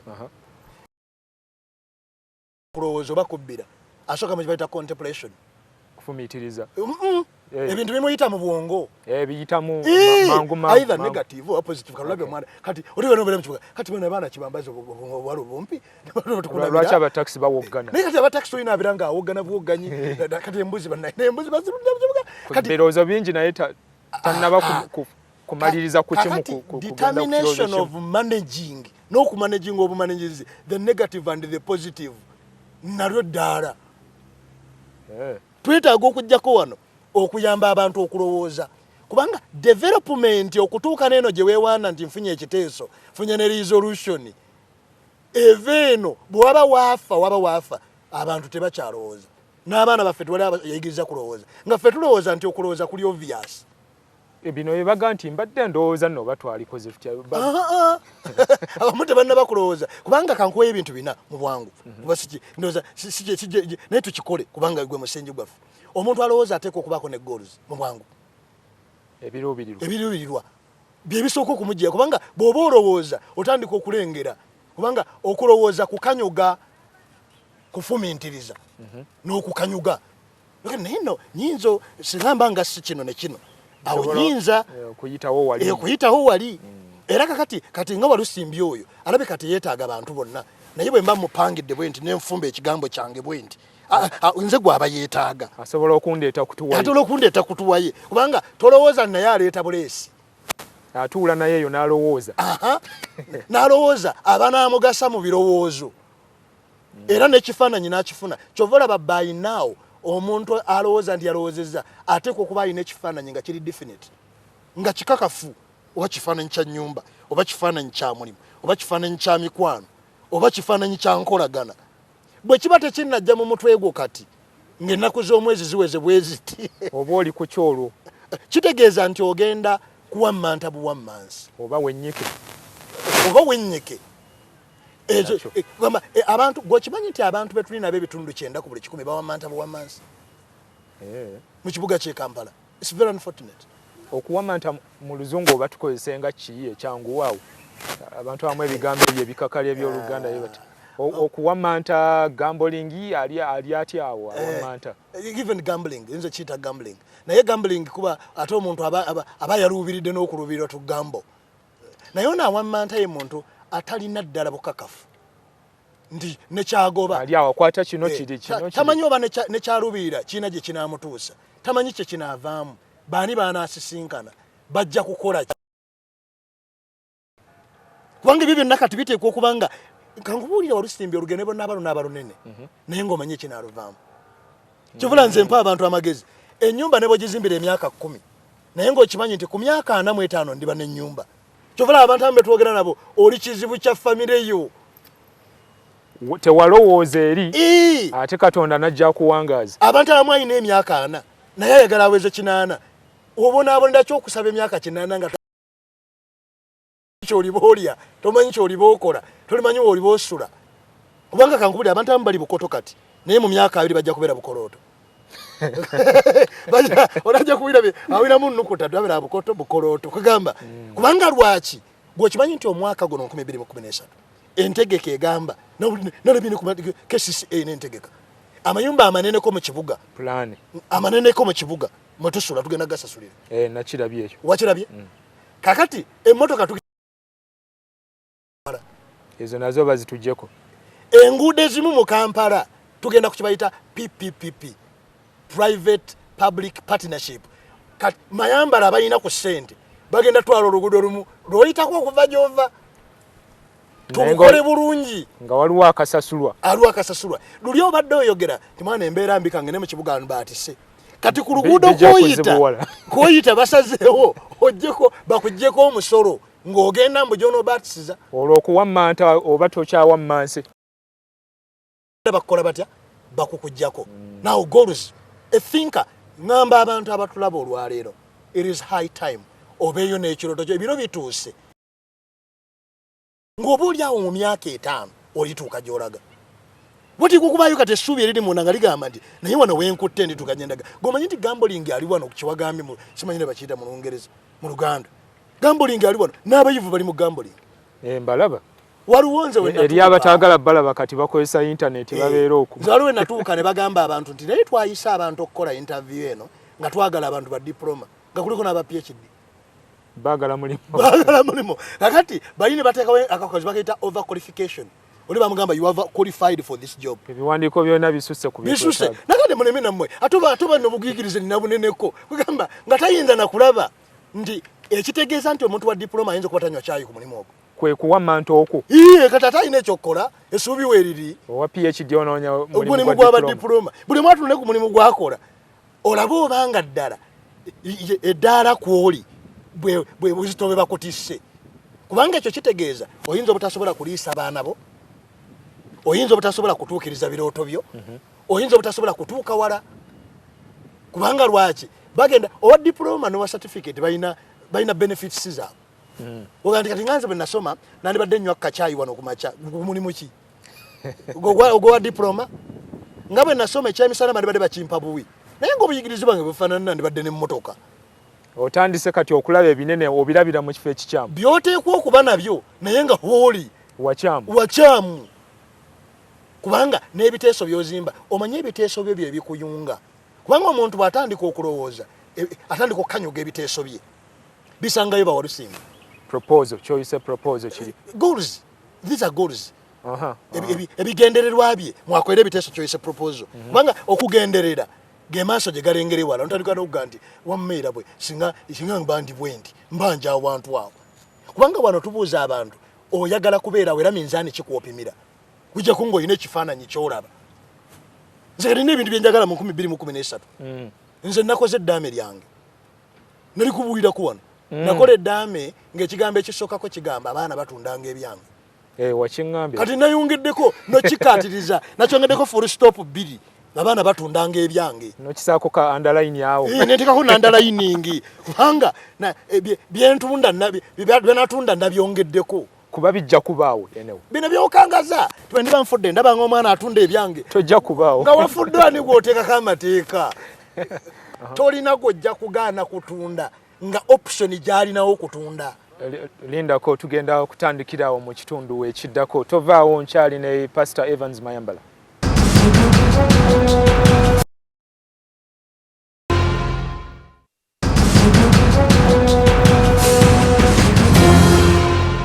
katugende mu maaso ne Tuwaye ndi ne Pastor Evans Mayambala obadde oŋŋamba wali nti okulowooza kikulu mu kitundu wali bwebanga option eriwo katugambe nti oyina ettaka yeeka 10 kati abaana ekibatunze ettaka baleme okutunda emiti gye walekako balalu waliwo ekigendereddeko walusimbi nti abantu abatunda ebyaffe baba tebaagala sente nyingi bajja ne babeera mu kattu ntonotono zakulyako ze baagala kyokka ng'ekiriwo kya miliyoni 2 kyava kyonna bakitunda lumu bajje kyebagamba kiri nti ettaka nne olikuba nnyo ebisiraani wali okigenderedde kijja bwe kityo anti wulira oli aba n'ekizibu kya school fees miliyoni 1 poloti eri worth miliyoni 9 bwe bajjako emu ziri ezisigalawo azirinako entegeka yazirowooleza ebirowoozo ndi bwe ndifuna miliyoni 8 ndikola bwe ndi ekisiraani kiriwaawo kubanga sente enkalu ziteekwa okusaasaana era nze ŋŋamba abantu ennaku zino sente yo kobere ng'ogifuna mu musaala funawo sente weewummula fast kubanga sente baazikola nga kizakulya gwe toli muli tolinga kacaaka oba enzige ekikugwira mu ngalo kyolya bw'oba oli muli n'olubuto kyoto akomera yakoowa amaanyi ng'okyagayina agakola lugenda kulya lwe gali kugwako tulabe zoolira ziriba zatundanga ebyange bino ebitabo bwe bate banoonyako lutalo batunde ekitabo tomala gakola batunde ekitabo ebyama by'abagagga batunde ekitabo bizinesi nekugaggawaza batunde ekitabo abagagga gye bajja sente abatunde ekitabo abagagga batusinga batunde sabbuuni wange gwenkoze fakitole zange ziri bize zikola saagala abaana mbeere emagombe mbumbalabe nga tebatunda ng'ate obwavu bali bubi okulowooza okutegedde. Namba 2 njagala biyitamu bangu tugende waliwo wambuuzizza omuntu okukola ebiteeso bye by'omwaka. Ekyokubiri, omuntu bw'amala okufuna kye bayita goal addako strategy olwenda. Toteekwa kugolokoka kutambula nga tomanyi gy'olaga. Ne bw'oba oli mugezi nnyo, ne bw'oba olina emmotoka edduka nnyo, kasita obula katugamba oli kati oli Busega. Ogende Masaka kuliko Nateete, kuliko Busega. Kati Busega waliwo amakubo 2. Kakati bw'oba tomanyi gy'olaga awo wali tabu. Ne bw'oba wasoma nnyo, ne bw'oba oli mwangu nnyo, ne bw'oba oli mugezi nnyo, kati okumanya gy'olaga kye kikulu. Buno obulamu bwetaagako okumanya gy'olaga. Mu myaka 2 ndiba nkola ki? Nze kyokola ero si kye kizibu kyange. Naye ntegekayo ne wajja otunudde ndiba nabaani nga nfuna ssente mmeka nga tukola ki nga kigasa ki? Ekyo omwaka guno kyandibadde kijja ate ebyesibo tebabigula na ssente. By the way kyewunyisa nnyo ti ebintu bye twogera kati bitwala butwazi budde muntu kutuula n'abyetegeka n'okwetegekera. Nakikuumira ne mu kulowooza kwa bulijjo. Ebisinga omuwendo mu bulamu buno tebigulwa ssente. Kiddemu ekyo. Ebisinga omuwendo mu bulamu buno tebigulwa ssente. Era ekibi ekiriwo nti abantu amaanyi bagatadde ku ssente okusinga ebyensonga. Kuba ssente meka z'oteeka mu seefu n'osanga zeekubisizaamu. Zisigalawo nga bwe zaaba. Kigera nti ssente siga emaanyi gaffe. Naye strategy empenda. Namba 3 priority. Ekikulu kiriwo. Omuntu bw'atandika okulowooza atandika n'okuteeka empaanyi ku kibanja kye. Naga nti ono ye Mayambala. Mpita wano kati. Banzuukuse. Kati nze mutulo ne bonzuukusa bwoti. Njogera bya bugagga. Njogera ngeri ya kufuna ssente. N'ettaka ly'omanyi we liyitira. Gamba ekyo kye kibanja kyange. Buli muntu omwaka guno ateekwa okudimaketinga ekibanja kye. Njiddemu? Ate kuba n'ekibanja kye. Nze ffe twafuna omukisa abaana ba Mama Nanteza. Nze ne muto wange Gola yajja wano. By the way kankubuli mangu muto wange. Gola yajja wano n'afuna ekibanja kye. Era obusungu obuluma abantu n'essanyu abalala lye balina liri ku kibanja kya Gola. Bunene bwakyo na bugazigazi yakikuba empenda. Yajja wano n'atugamba nti nze Gola of Uganda. Era kati bw'okyeyita kati baga nti tokopa. Kidi kyoli. Waliwo ekigambo kyayogera ne kakati kikyantiisa. Ne mukwano gwange muyivu nnyo. Muyivu. Naye yaŋŋamba nti yatuula bweyogerere. Ku lunaku olwo omwana mulenzi lwe yalwana. Konze ng'okolayo ki? Tanti yaŋŋamba kyagenda kuba akasajja ng'alabe nga kayita wano. Kagwe bweyogerere. Mbwera obusungu obumuluma okuva ku olwo. Kamulema n'okkuba okujja bweyogerere nga yali akyali Golola. Ekimuluma ennyo yalinda naye bannaye newankubadde nze sitegeera bulungi. Waliwo omuntu ayinza okkuba omuntu teki n'emujja erugogo wano n'abuuka n'agwe bweyogerere. Naye kubanga kyekibanja kiyasalako kakodyo kakwetunda. Gwe ogenda kutunda otya? Kubanga buli muntu ateekwa okubeera mu katale. Ekitali mu katale ekitatunda si kya mugaso. Nkyogera abantu abamu ne boonyenye omutwe towuliramu kintu kyonna. Mukalu. Oliba mubuuza nti kati oli ku kyanga nti oba nno ku kimunnange. Ndaba nsibwe nti situgiraba. Nga bwegenda Katonda y'anaamanya. Katonda yamanya dda. Wooli akimanyi. Era buli muntu n'amuteekamu purpose. Ekyandiikibwa kiri mu Bayibuli yange ekyogera Isaaya 48:17. Kiga nti nze Mukama Katonda akuyigiriza okugasa. Oteekwa okugasa. Akanyirira akaddako kagamba akulaga n'ekkubo mwogenda okuyita. Yakikola nadda yaddira buli muntu n'amuteekamu omugaso. Oba tolina kati weetaaga kuddayo gamba Katonda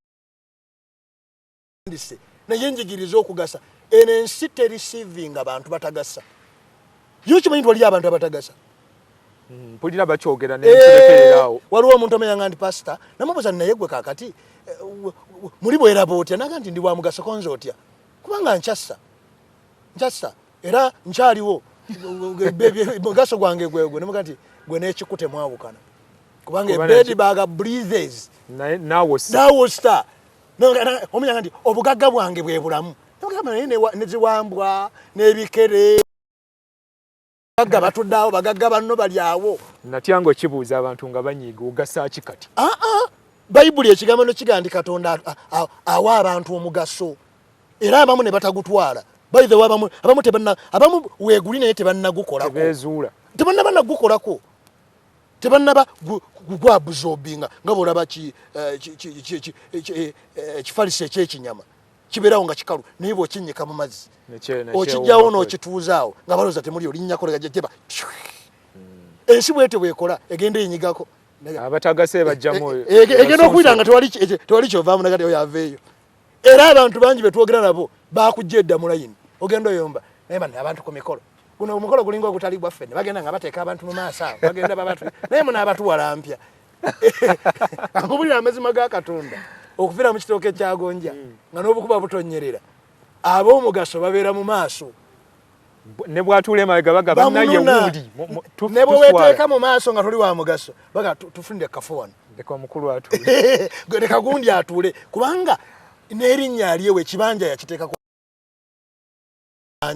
ekiddako mu kulowooza bakiyita time and timing ebiro n'ebiseera waliyo ebiro n'ebiseera ebiro ke kati ojaawa kati ogasa baani kati weeyunga ku baani ennaku ezo nali njigiriza abantu ne ŋŋamba abantu nti payipo z'amazzi zeetegereza waliyo quarter inch waliyo half inch waliyo ne inch kati amazzi bwe gabanga ga inch agayita ewuwo gwe toyinza agenda mu katale noga nti naye mumpeeyo ku payipo awo kati ne bakuwa quarter inch nojja noga nti kakati nga zonna bwe ziri payipo ngadde njagala okugattawo omaliza byokola tekisubuka kati abamu betwogera nabo ya quarter inches baagala kwegatta ku inchi kyovulaba ensi ekwewuunyisa bulijjo ng'abantu bakusindika eri baganawe vaayo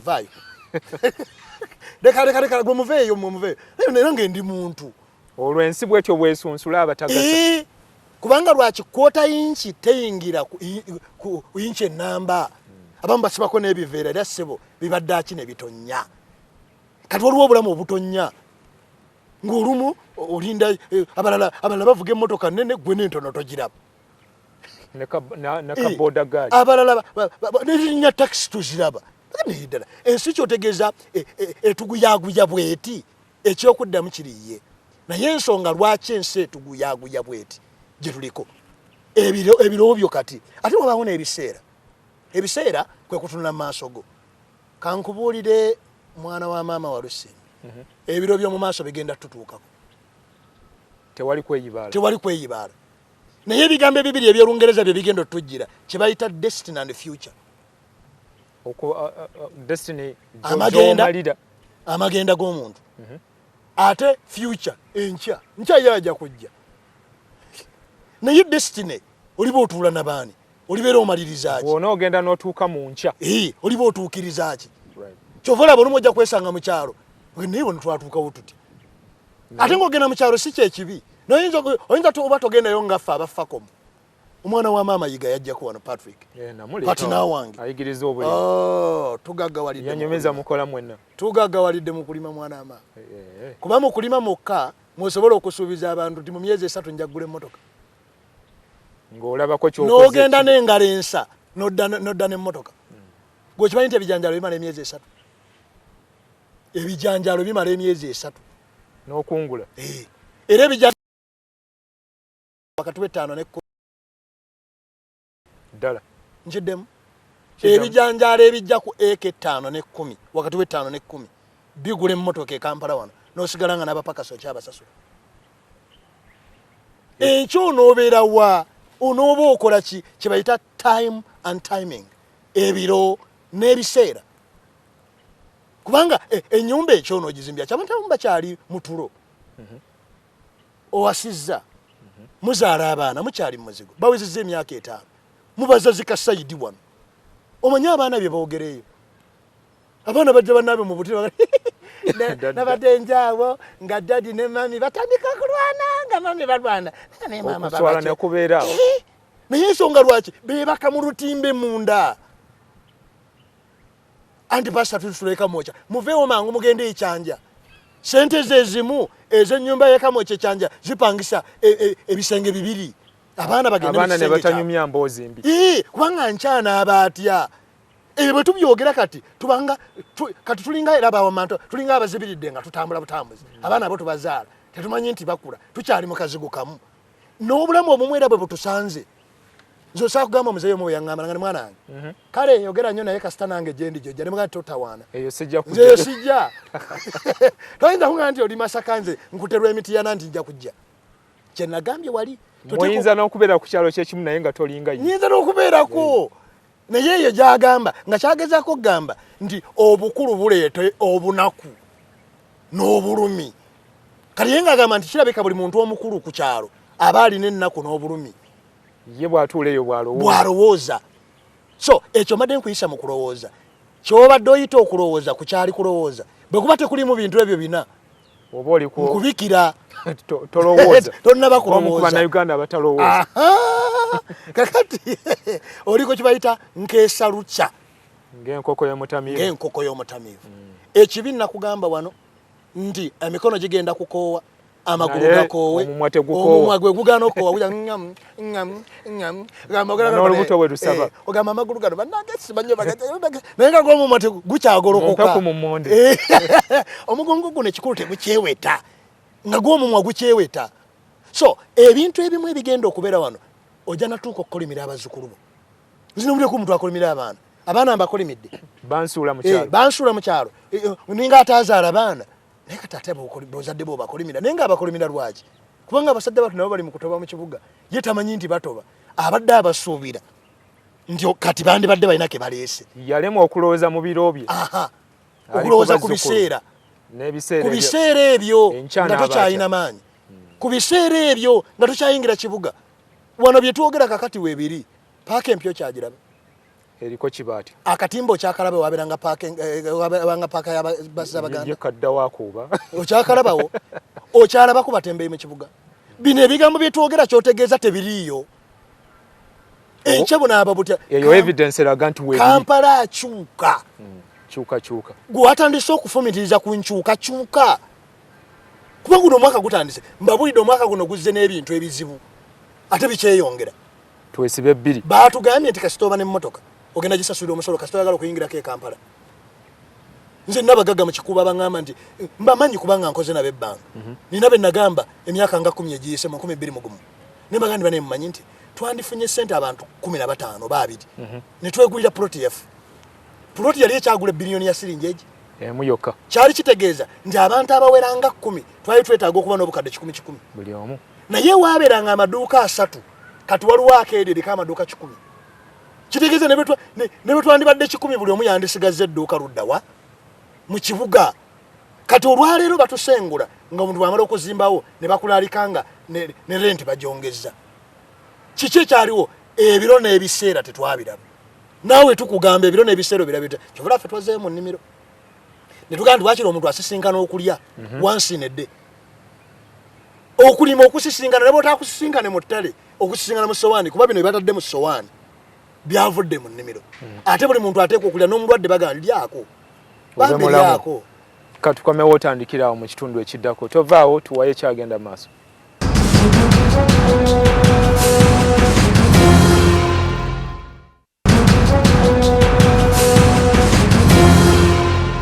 weewaawo katugende mu maaso bino abantu bye bagamba nti omwaka guno nteekwa okuzimba ennyumba yange nteekwa okumala kino nteekwa okukola kiri baba bali mu luzungu kigambo ki realistic mu luganda oba kyekiriwo baba bamazima munda mu bo nedda okugamba obugambi tekikyalina makulu landulula entegekayo ne entegeka namutayiika fundamental ekyo kigenda kujja kitya obudde butuuse munda mu gwe otandika otuga nti otandike naawe okikuba ekifaananyi nga bwe nagambye ng'ekifaananyi okiyina mu luzungu bakiyita imagination kiva mu kigambo imagine kuba ekifaananyi n'emitendera begigenda okujja enze nabadde ndowooza nti waliwo ekintu ekiteeka okukyuka wano we tuli kubanga abantu abasinga boolaba tubeera nabo they live as survivors tuli bakaawonawo tuwonawo buwonyi banka esaluca tubeera ku kagwa lugwanyu abakiyita lugwanyu tubeererawo ku lugwanyu egwayo tugwayo bw'ofuna olukumi olugula lumonde n'ogamba mponyi. Kubanga bw'otabawo ntegeka ezingulukuka obeera ku lugwanyi. Ng'omukiika bw'oguzingula. Oga naye kino kye nteeka kiribeerwa kiti. Tutudde mu miti olwaleero. Gwe kyoyinti abantu bangi abatalina miti mu nzija zaabwe. Omuntu omu nali muwa emisigo ya vakedo naga ti Pastor Mayamba. Vakedo yogola balwawo okukula. Konza amala ebbanga ki. Naye nga waali wawe. Amala emyaka 5. Ne mubuuza emyaka 5 ogenda kuba ofudde. Ati aleka naawe. Leka kunkirekako kigambo kibi. Ne mugati kakati oba amala emyaka 5. Lwaki tutwala omuti? Nga tomubikka bulangiti. Tomuwa breakfast na lunch. Ekigana okusimba omuti kiki? Mulika wakula yeko omusana gumwakako enkuba emutonyera iruli buulyawo nga bwali. Kyova obuuza abantu bameka abayina ebimuli ebirungi n'emiti emirungi mu lujja lwabwe.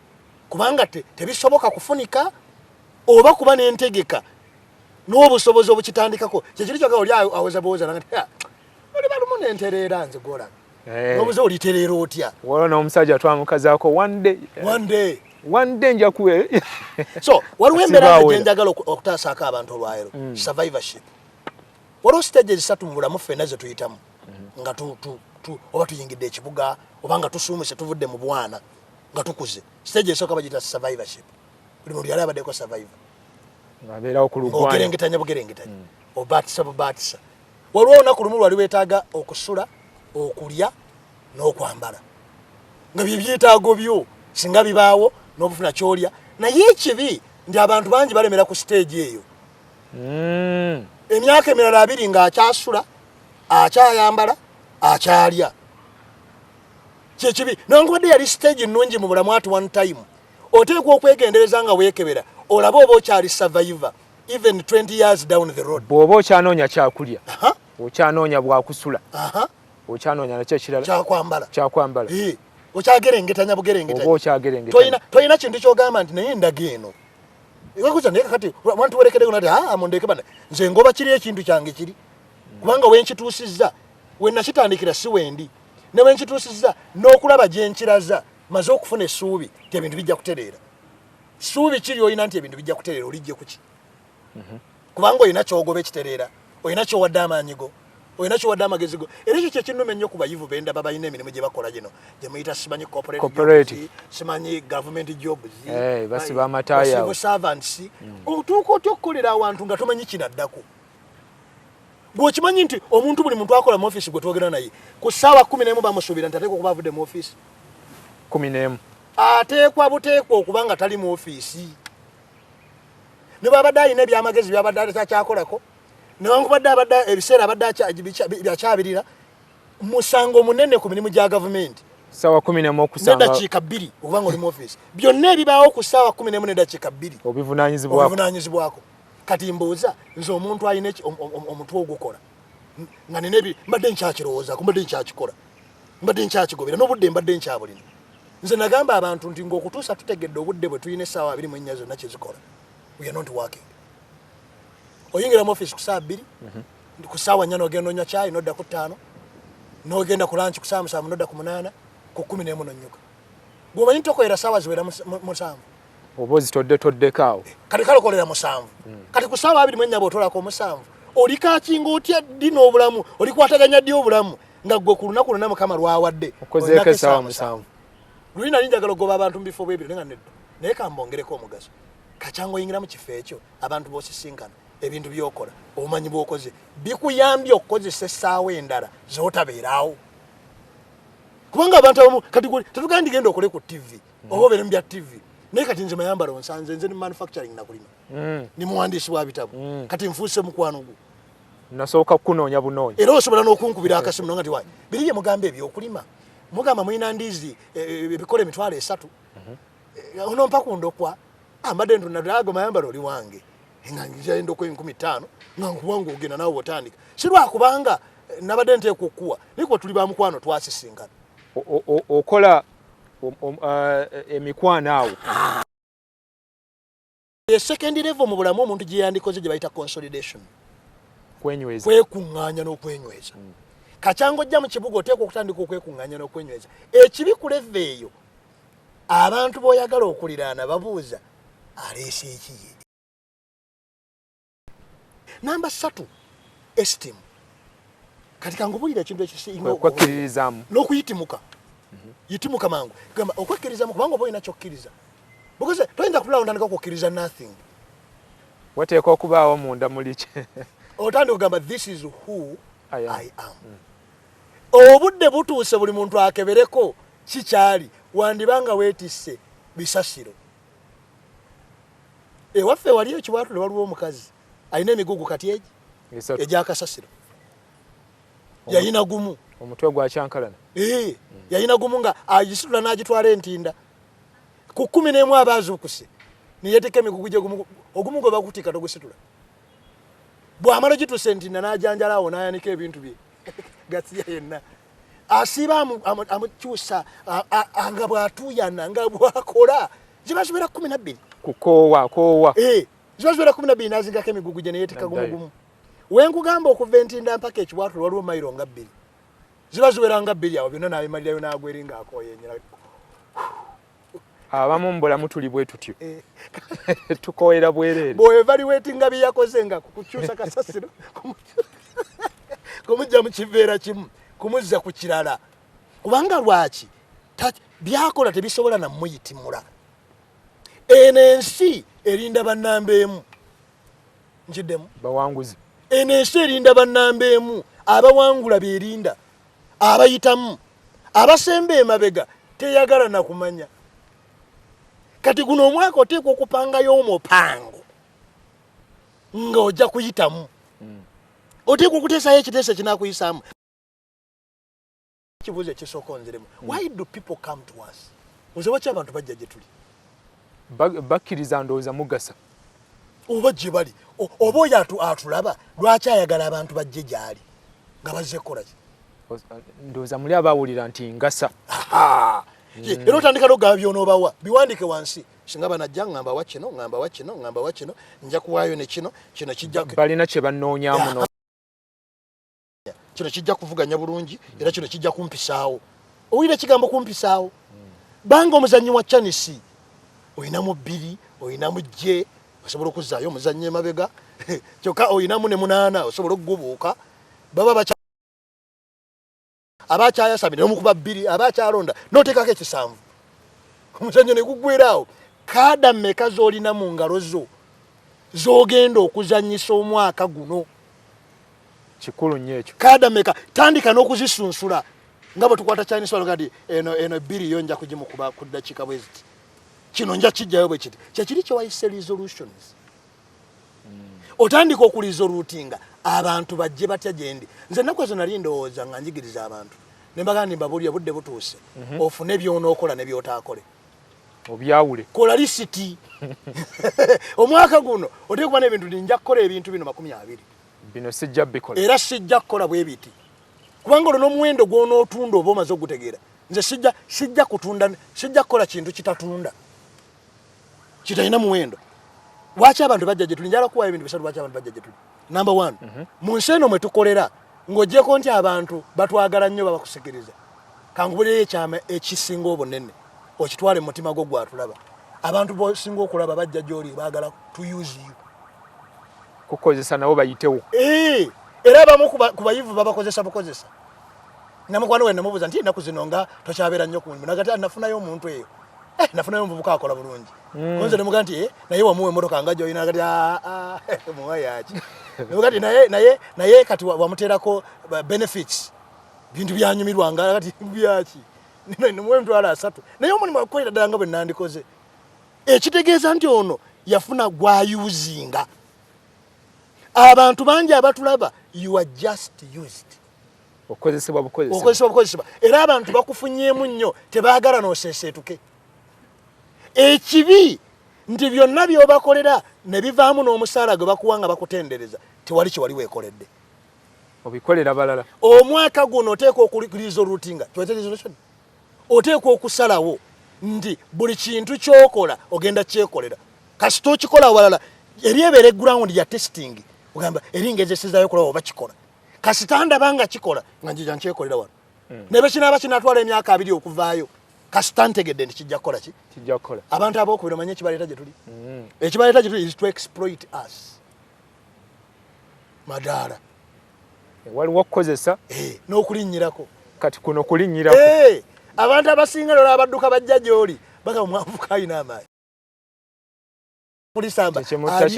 alisambira mu nnaku 3 samba ettaka lya mutwalo ogamba natwala ssente nnyingi n'amaanyi go gennyini tewali agasasulira obudde butuusa obuuze tina yani ayinza okunsasula ennyo mu maanyi gange okugjako eranzi ye kiki kye bayinza okunkolera okugjako nga nange nga tadde ku ttaka ne gazaala weekubira bulooka n'ozitunda waki tozeezimbira oba neweezimbira waki teweezimbira nze nina RDC mulamba bayita Sekabangi alina project bagiyita Mayambala kwano gwange bagiyita Mayambala eri wali waffe Kisaasa yaleeta akuuma akakuba amataffaali yamala kumpulira ku radio nayita akuuma akakuba amataffaali yanga nti n'omukyala ajja n'akubako ku makya gona g'omusenyi alina abaana bangi awo nemubuuza nti gano gonna ogenda gakozesa kinaga nti bagaya amataffaali naabula kye ngakozesa balina amataffaali agasukka ganaga blocks ezo 99 agasukka 5,000 ate bagamba bajja kikola bafuna ne bakola exercise muka project kawe bakererako n'omwana agenda ku ssomero mbwa wakati bakyali redundant wakiri anyigayo 10 ebbiri oba kubanga family yonna bangamba ffe tunyiga amataffaali 10 olunaku omwaka tuba tunyiza amataffaali 3,600 kati 99,300 wezizimba olagawo abantu abantu baku exploitinze nnyo naye gwe oganye okudda engulu kubanga oyagala emmere ya leero oganye okuteesa ebiro n'ebiseera gy'onoobimala ekirala ekyokusatu abantu abatulinda ekisinga obulungi babuuza nti alimu ekintu oba taliimu some people are waiting for partners abanywanyi ab'omukago era batuna ne baga nti naye oyo Mayambala nga bwali mu manufacturing nja kwegatta naye yiga guwaleeta wano nze simanzaala naye yiga musajja chemist nze ndi businessman naye bwe twasisingana nga ndi nze ngenda kutabula konzirange ngenze kantekeke business owaero tiliba partner botasobola kwawula tulina products ezisukka 25 ezikola ku bulamu kubera ku sabuni amajana agajjamu amasavu bene bigoggola emitima lwaki kubanga bwe twatuuka twabuuza naye yiga agenda kungasaaki abantu babuuza nnyo nga abasingawo tetwebuuzaawo era kyovala eddala ly'abantu batono gondi tusisinkana ne tunyumya ne tuseka naye era tewaliiwo muntu ateekwa kukuteeka mu kikapu kyoba ku mugugu gwe nga totegedde w'onooliira era ekibuuzo kibuuza ndiira wa ekikapu mwendi naye because these are the only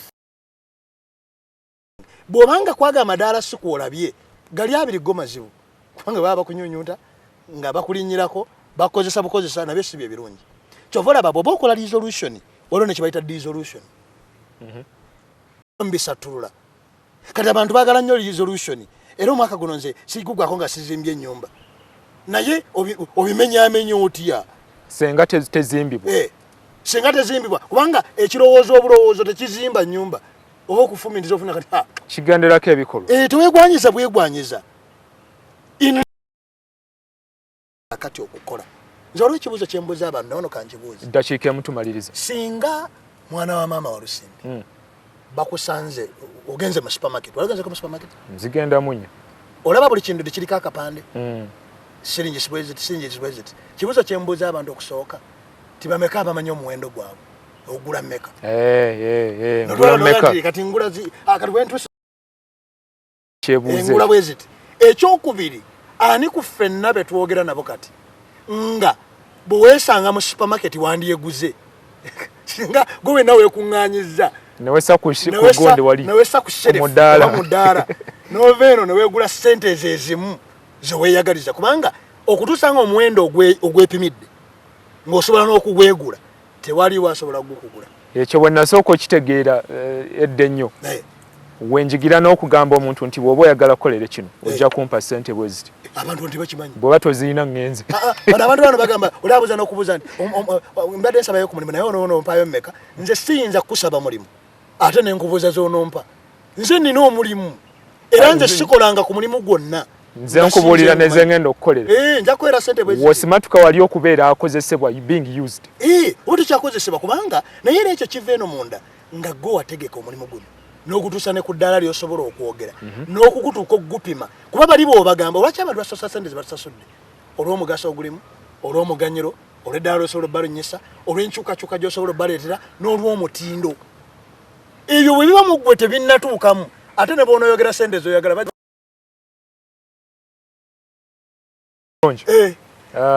webale kujja tujja kuba tukuyita tuwaye ebigambo kirungi nnyo naye njagala okujukiza abantu bino ebitabo tuwa bibalazi ebitabo tuddemu tubibajjukiza ebitabo bino gye birimu tomala gakola bino byama by'abagagga kumpi leero otambulidde wano tomala gakola ebyama by'abagagga ono bamuyita lwaki tukulaakulana jjukiza abantu babigulawo ebitabo byaffe n'ofiisi zaffe ziri wali kulisa abalala bakubira essimu gibawe tuve wano erino ti 772 43 98 96 noti 772 43 98 96 webale nnyo okujja thank you tunaakuyita omulundi omulala oyo pastor Evans Mayambala musajja amusomesa wa byankulaakulana muwandiisi wa bitabo businessman ali mu byakukola bintu ebiyamba mu maka sabbuuni n'ebigenderako nze Frank Walisimbi tunaddamu omulundi ogujja mubeere bulungi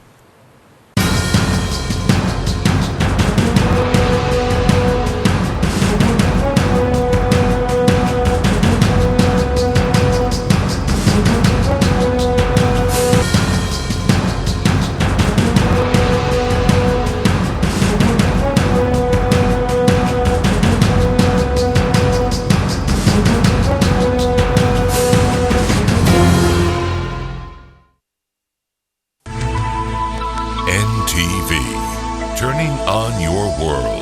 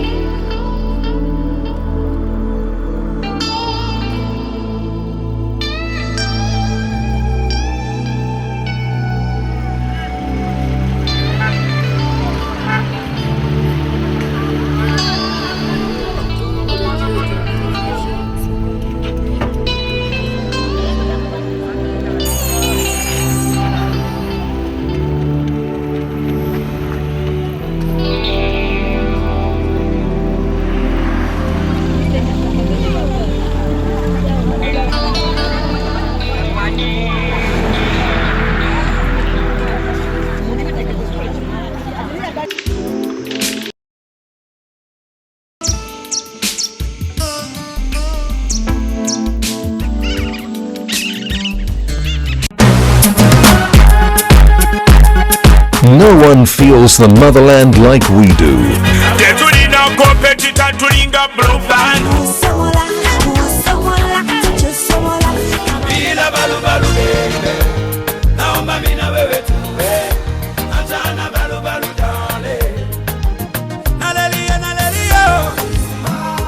So tune in every day at 6 p.m. for the best in homegrown music.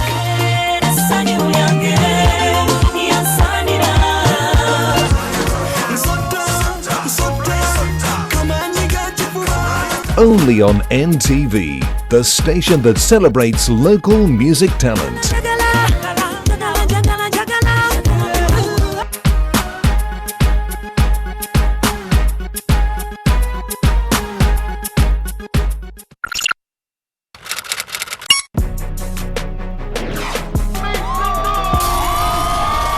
The party begins with 3 seasons under our belt. We show no sign of slowing down on the hit. Let's go! Let's go! 1, 2, go! I want to exchange my words with yours. Hold on. Just 1 minute. And on the video, the ones and twos means on camera. Log in for the glitz and glamour of Kampala's most flamboyant people and events. In your face. Keep it locked. Log in. What's up, NTV? Log in. Yo, this is Doctor coming in live on your TV. Log in. Log in only on NTV. Women, are they? For me, you don't come here and tell me that men were men and women were women. Do you seek to understand men better, or have you simply given up? Maintain your respect, maintain the way you are. You're the king in the house. Not every man walks up to you, wants to marry you. Are men really complex? Sometimes a girl needs her man to say your hair looks good. Even when it doesn't. Or just simple creatures? If I see a girl every day for 14 days, at the end of the 14 days, she will have fallen in love with me. Sex is a necessary part of every relationship. I'm not going to pick up the phone to call my ex-girlfriend to go out. Your girlfriend starts going to dinner with her ex-boyfriend. That's not acceptable. No, why is it? Thank you very much. The arousal begins in the mind first. 5 things that you look for in a woman that you want to marry. When a woman is pregnant, they are hit on even more because it is a sign of fertility. Men, every Wednesday at 9:50 p.m. only on NTV.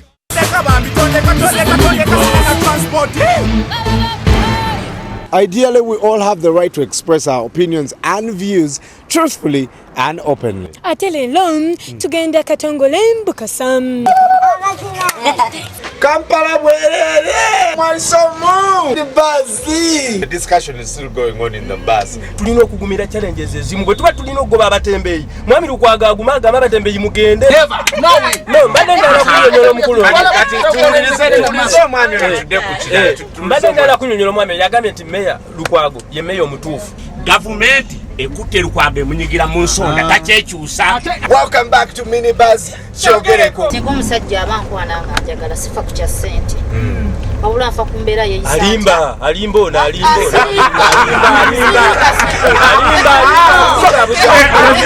This is Minibus Kyogereko.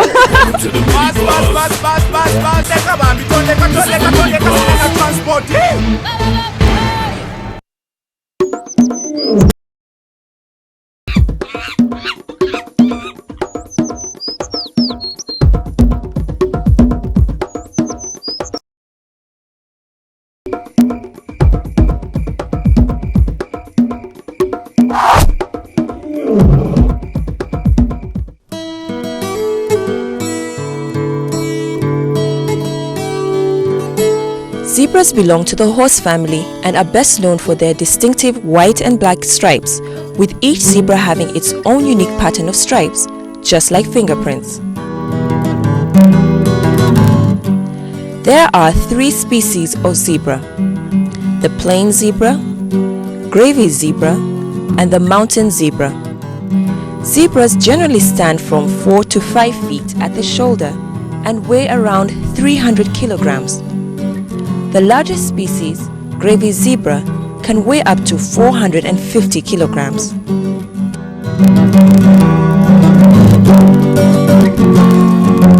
Zebras can be found in a variety of habitats, such as grasslands, savannas, woodlands, thorny.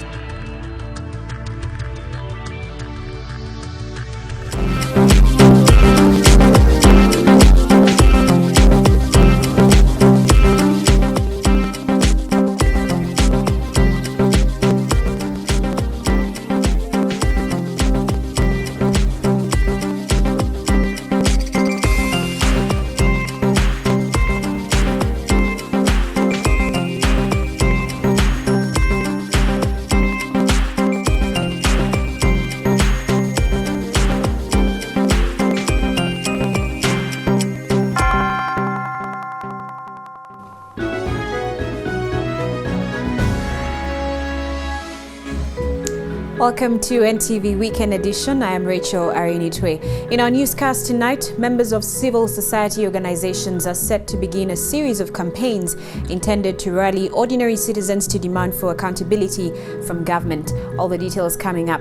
Also, we find out how Madi Okolo County MP is faring after he was involved in an accident on Friday evening in Naguru. But first, a look at what's top tonight. prepared to deal with those who want to stand as independent and yet have participated in our primaries. Preparing for the Butaleja by-election next month, NRM to hold primaries on January the 18th to decide their flag bearer for the highly contested seat. CID detectives embark on a second search of the property of their prime suspect, Adam Suleiman Kalunji, as investigations into Nevanda's death continue. The economic crisis we have in Kampala and the country at large makes it extremely difficult for us to generate the required revenue. Also coming up, how to fill KCCA's budget deficit. The Kampala Lord Mayor calls upon the city authority not to raise tax rates. And in this week's Health Focus, we explore laboratory developments in the pipeline as Ugandan labs are recognized for best practice on the African continent.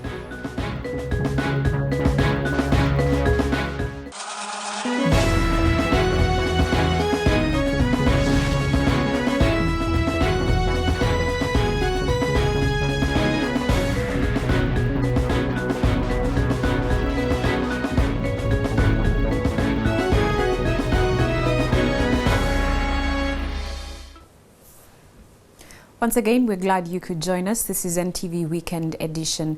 Now, as preparations for the Butaleja by-election for woman MP to replace the late Nevanda gain momentum, the NRM Electoral Commission has today confirmed the dates for nominations and polling day for the Butaleja primaries in order to decide who will represent the ruling party in the by-election. This was agreed upon during a meeting held at Butaleja District Headquarters between NRM leaders and the Electoral Commission of the party, headed by Dr. Elijah Mushemeza. Chingo Francis reports.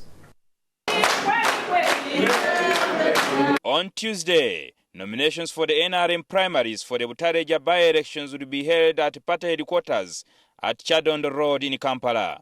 Campaigns will then take place between the 10th and the 16th of January, and the voting for the flag bearer of the NRM will take place on the 18th of January. The NRM Electoral Commission Chairman Dr. Elijah Mushemeza says elections will be conducted by adult suffrage.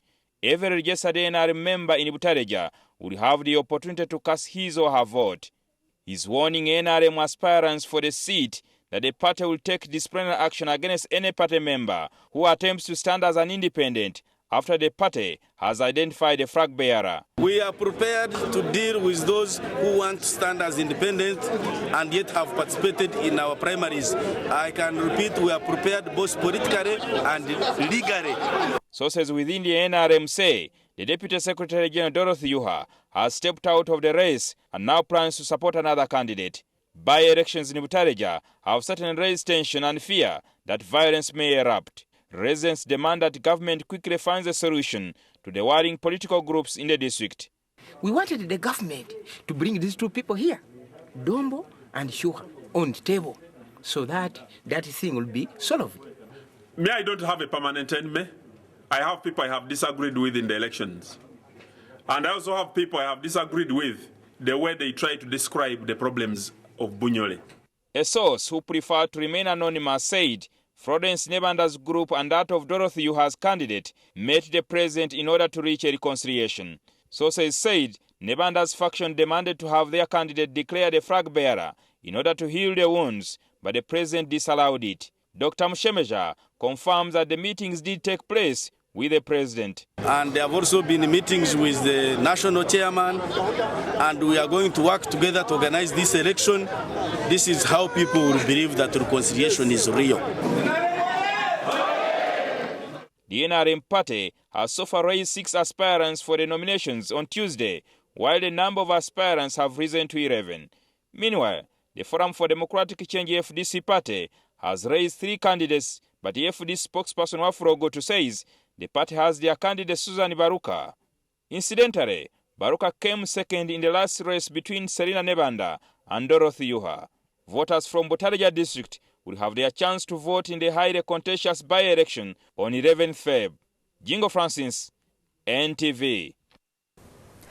Meanwhile, CID detectives have today embarked on a second search of the house of their prime suspect as police investigations into the death of the late Butaleja woman MP Serena Nevanda intensify. Police teams recreated the events which unfolded at the home of Adam Kalungi on the 14th of December. Kalungi is still in police custody and he took the police through every detail of what happened on that fateful day, as Solomon Seranja reports. As investigations into the death of Serena Nevanda gain further momentum, the police have spent the better part of the day conducting a second search at Adam Kalungi's house in Buziga. This is where the late Butaleja woman Member of Parliament Serena Nevanda was last seen before being rushed to hospital, where she passed away 3 weeks ago. But this time round, detectives returned to the scene with Adam Kalungi, who is also considered the prime suspect in the ongoing police investigations into the death of the legislator.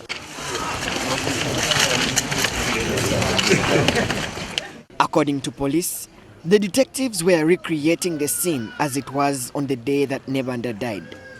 Reconstructing, you simply come back, you revisit the scene of crime so that maybe if you can gather more evidence which may be helpful in the investigations. Police sources have also revealed that exhibits, including some items of clothing belonging to the late Nevanda, were found in Kalungi's house.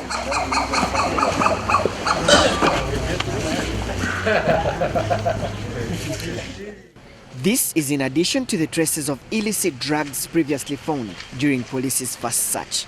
After nearly 8 hours of searching and questioning, Kalungi was taken back to the Special Investigations Unit in Chireka. He is expected to be taken to court next week following the elapse of his 48-hour detainment, although police still remains tight-lipped on the particular charges that he is to face.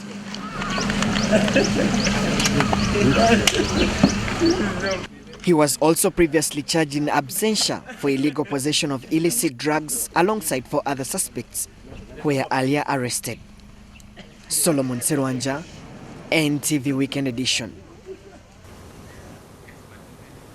Now, Madi Okolo County MP Martin Andy Drito is in hospital nursing injuries which he suffered after he had an accident on Saturday evening in Naguru. The NRM Member of Parliament, who is at Nakasero Hospital here in Kampala, is said to be slowly recovering but has complained of a constant headache and chest pain following the accident that landed him in the intensive care unit of the hospital. Medical officials at the hospital say Drito is now out of danger and they are hopeful of a full recovery.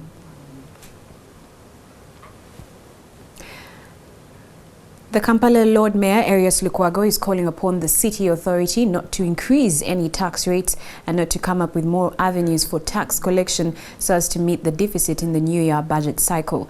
This follows some donors and donor-funded projects coming to an end before the actual results are achieved, leaving the government to fill in the gap to get the job adequately completed. This infrastructure development of the Lubiji Channel in Bwaise and Kawempe, which was supposed to have closed by the 31st of December, has since been extended for the next 3 months to allow for its completion.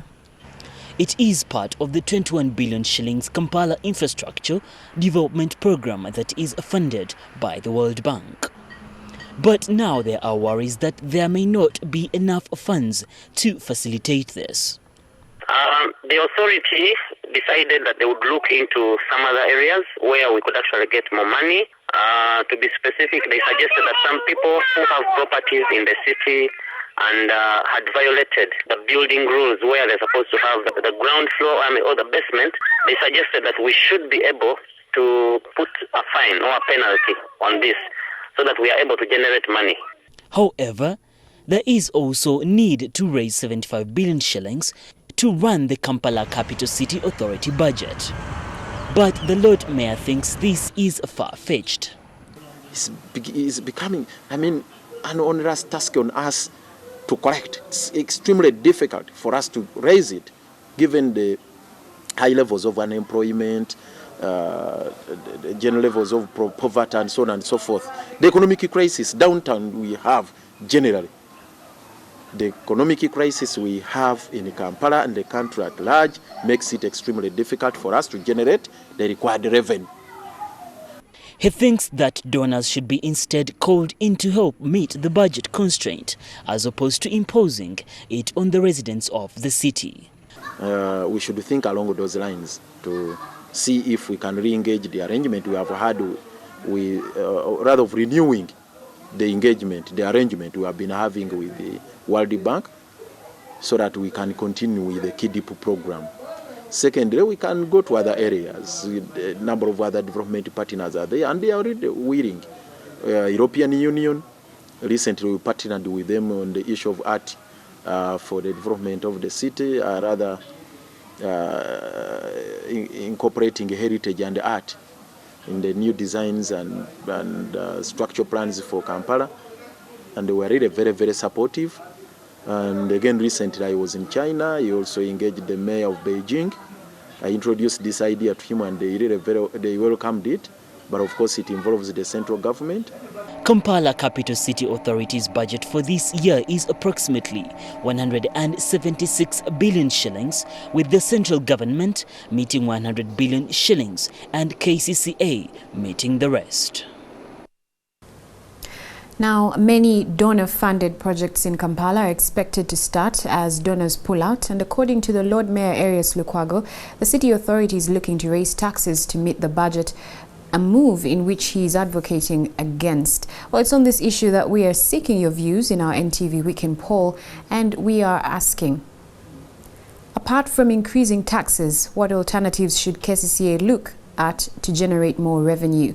To have your say, text to 8778 followed by your name and your location, and I will be reading some of your comments during tonight's newscast and at the very end as well. Well, let's now take a short break. We return with these stories and so much more. A new era in the delivery of health services. The Speaker of Parliament commissions a multi-million-dollar state-of-the-art private hospital in Jinja District. And that maybe, just maybe, could be the goal. But friends, they got the friends into the semi-final. And in sport, we continue our build-up to the African Cup of Nations in South Africa, starting on the 19th of this month. NTV Weekend Edition continues after this break. Do stay with us.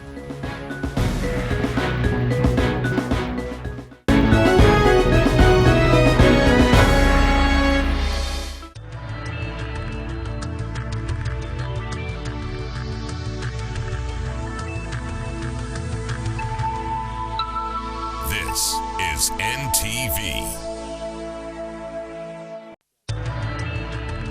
Forever, he does not change.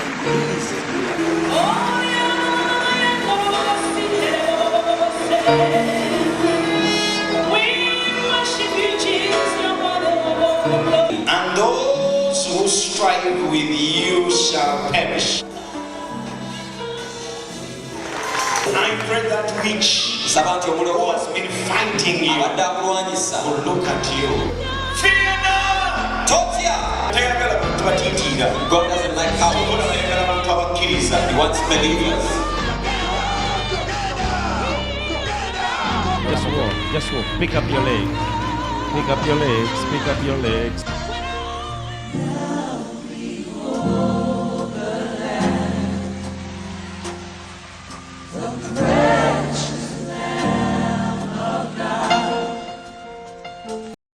He does not change.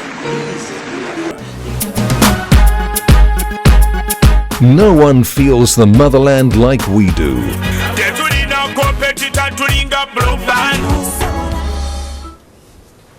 Welcome back to NTV Weekend Edition. Now, a reminder that in this evening's NTV Weekend poll, we are asking, apart from increasing taxes, what alternatives should KCCA look at to generate more revenue? To have your say, text your comment to 8778. Remember to leave your name and your location. I'll read out a few of your responses so far.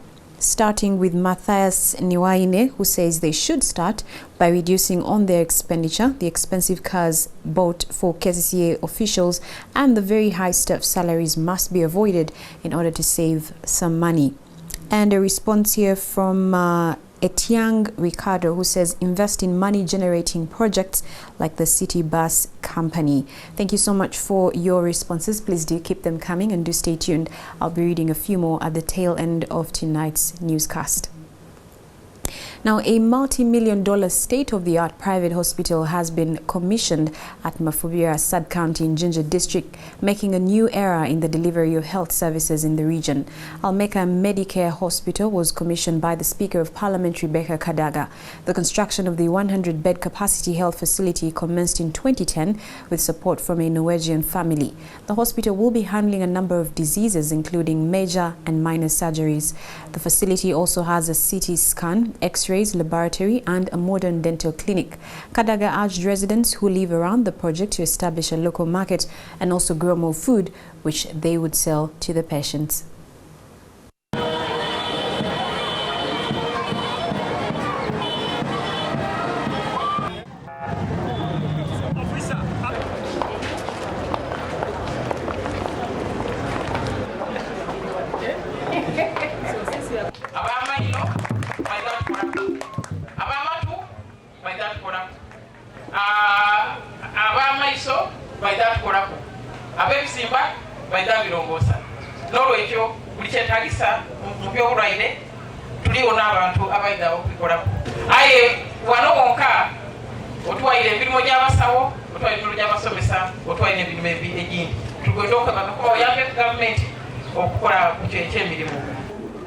We hope the services will be of a better quality, and also hope that if there are charges, there will be minimal.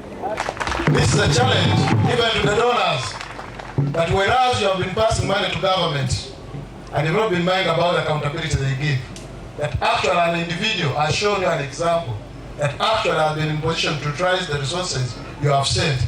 So you also may need to revise how you channel funds for developmental projects. When you are sick and go to hospital, often you will need to be diagnosed. Laboratories come in handy in confirming your particular ailment and treatment. For a country like Uganda with constant deadly outbreaks such as Ebola and Marburg, laboratories have to be there as well as the workers. Judging by the recent awards by the African Society of Laboratory Medicine to Uganda's laboratories, Uganda seems to be upping its game in laboratory services in early infant diagnosis, TB and infectious diseases. Florence Naluimba tells us of laboratory developments in the pipeline in this week's Health Focus. Health Focus is brought to you by Dettol. Be 100% sure.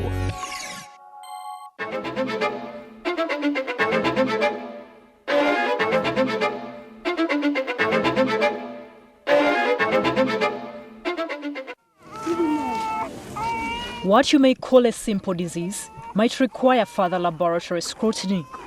Flu, which most people take lightly or often mistake for a common cold, may turn out deadly as different viruses cause it.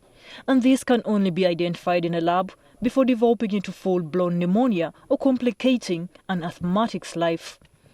Of course, some people are misdiagnosed in the laboratories. Others are judged based on science. The fact that I trust the doctors in my life and they make a decision on my behalf which affects me in the long run is just not fair. Over time, there have been many challenges in the country's laboratories, especially regarding equipment and reagents, specifically in up-country hospitals.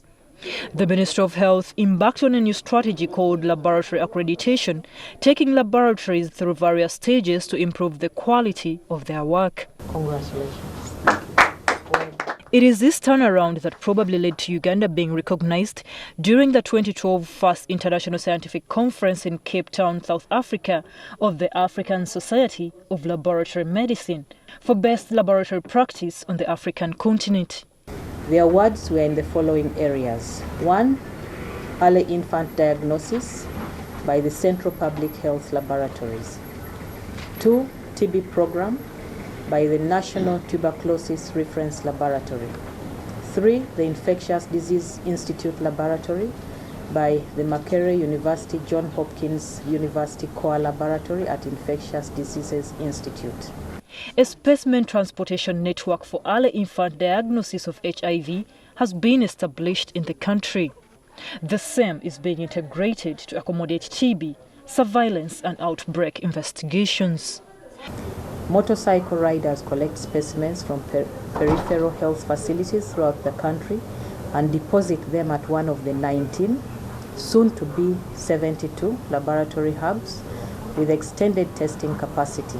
Still, the country gets help from other East African countries when there are deadly outbreaks such as Ebola. The East African Public Health Laboratory Network, which works cross-border between laboratories in the different countries, we did support Uganda. EXA actually sent specialists from Kenya, Tanzania, Burundi and Rwanda to Uganda, the scientists who are supporting them in the response. Now a project called the East African Laboratory Improvement is being implemented in the region with the hope of extending it to most African countries. That's a project that intends to improve diagnostics, improve the way we approach issues, and we expect that with this project, which has commenced, we shall be able to assist each other as countries when we have outbreaks, including outbreaks of diseases that we had not known before. Uganda is now considering constructing an ultra-modern National Public Health Laboratory in Butabika early this year, supported by the US government. The government is to establish a network of high-quality laboratories in 16 general and regional hospitals under the East African Public Health Laboratory Networking Project. On the issue of Butabika and cost, it is going to cost us slightly over $2 million US. Then the National Health Laboratory, which is going to replace the Central Public Health Laboratories, is going to cost us approximately $5 million US. The laboratories are now at a point when they can stand on their own and provide the services that are required. But that does not mean we do not need the partners anymore, because we want to move even further. A challenge that may water down the Ministry of Health's achievements could be the inadequate human resource, which is never forthcoming, despite the beautifully drawn-up policies and guidelines, plus the supplies. Florence Nalimba, NTV.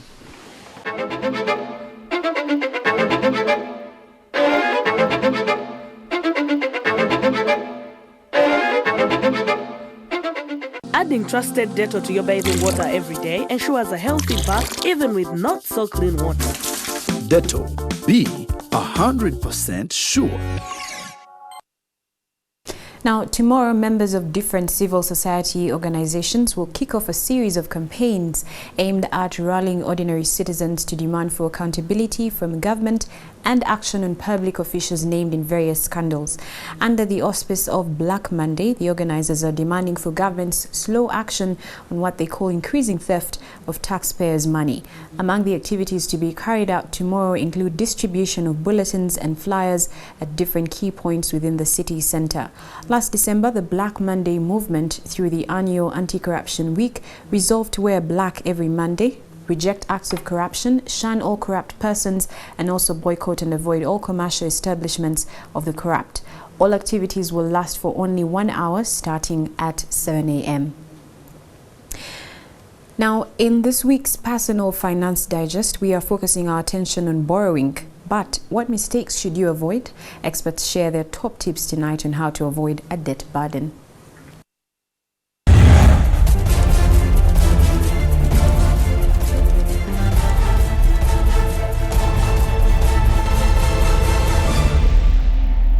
The assumption is that you have done your homework and you know why you want to borrow.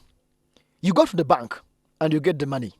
First thing to remember, do not change your goalposts. Never divert the money. If you borrow money to start a small salon, start the salon. Don't say, between the period when I applied for this money and the time I got it, salon is no longer the in business. The best business is car importing. So discipline is crucial. Secondly, do not postpone payment. Try to pay your dues. Fulfill your side of the contract. If you say I'm going to pay you Y on the 5th of every month, you pay Y on 5th of every month. Should things not be going the right way, inform the bank. and see a way to work it out, which calls for tight monitoring of the venture in which you sunk the money to be able to sense the red lights when things start to go wrong. How about just before you get the money, you realize that the need for it is, after all, not there? Don't take that money. Say, you know what, I don't need this money anymore. Go back to the drawing board and then start working out ways of any other opportunities that you think may need this money. Loans can be useful, but can cause you one of life's worst nightmares if you don't manage this thing called money. Ultimately, borrow only if you must, and generally, avoid debt. Saawa Emu, NTV.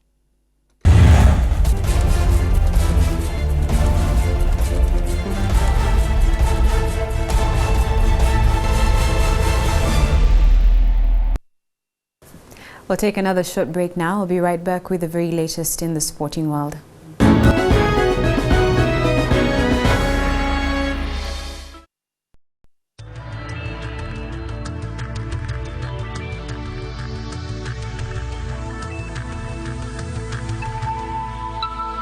This is NTV.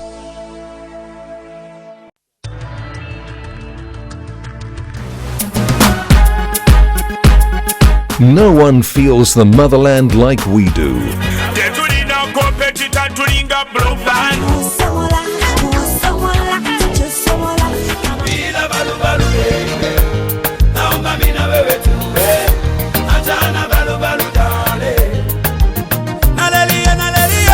So tune in every day at 6 p.m. and Fridays from 11 p.m. for the best in homegrown music.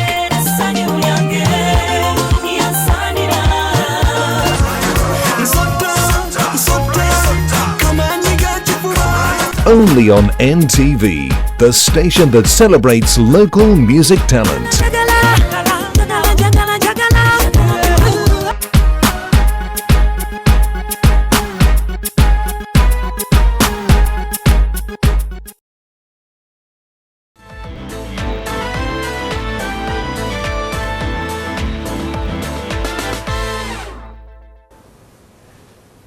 Welcome to NTV Weekend Sport. Uganda Revenue Authority Football Club have embarked on a spirited search for a senior local coach to replace the sacked Alex Isabide.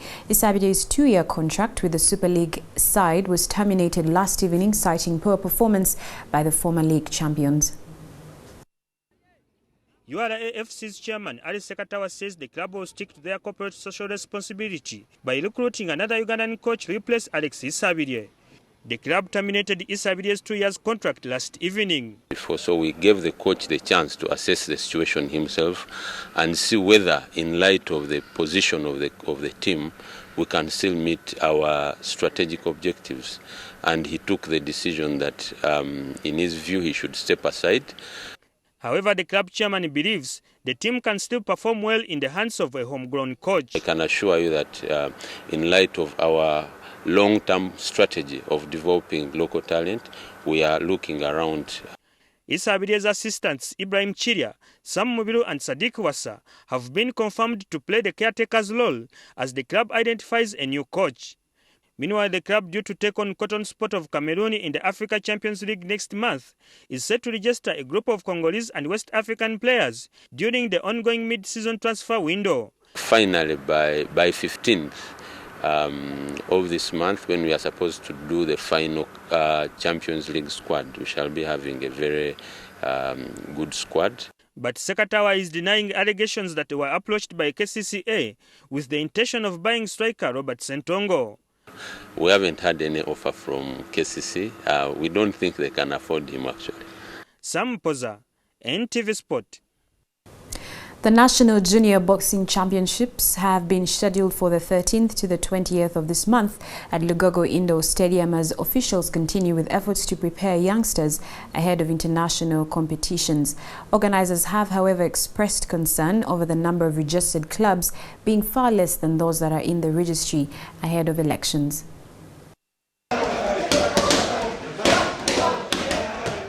18 teams have so far registered to take part in the National Junior Boxing Championships to be staged at Lugogo Indoor Stadium later this month. The competitions aimed at having the youth showcasing their talents will run from the 13th to 20th, despite having less than half of the clubs that have shown interest in elections registering.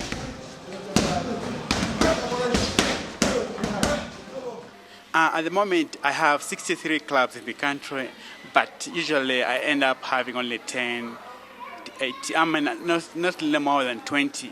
So active clubs are like 20. But those other clubs, I don't know why they come, they register, but they end up not participating. Community-based AIDS organization Kobap are the defending champions, but will have to beat East Coast Kampala Amateur Boxing Club and Rising Stars if they are to stand a chance of retaining the title. This has come at a time when most of the senior national team players have joined the professional ranks, after over 5 years of administrative wrangles that cost players taking part in the 2012 Olympic qualifiers. Alfred Odong, NTV Sport.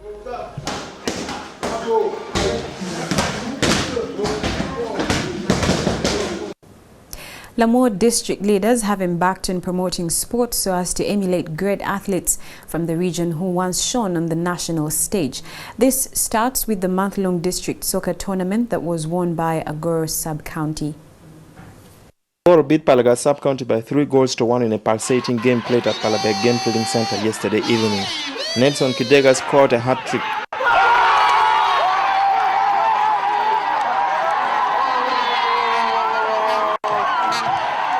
The inaugural tournament is aimed at unearthing grassroots talents that can shine at a national level. Winners Agoro walked away with 3 million shillings, with runners-up Palaga bagging 2 million. The tournament attracted 9 teams, which were all awarded cash prizes. Because we have been having problems over years, we did not promote, sports have not been promoted. This is the beginning of sports promotion in Lamour, and we shall go ahead to see that we produce national players. Among them, they are really good players.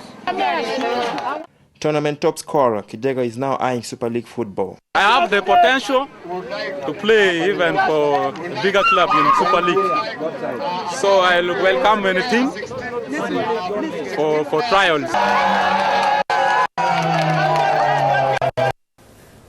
Ethiopia have finally secured a build-up game against Tunisia as they try to regain composure after losing to Uganda Cranes twice in Sekafa in December.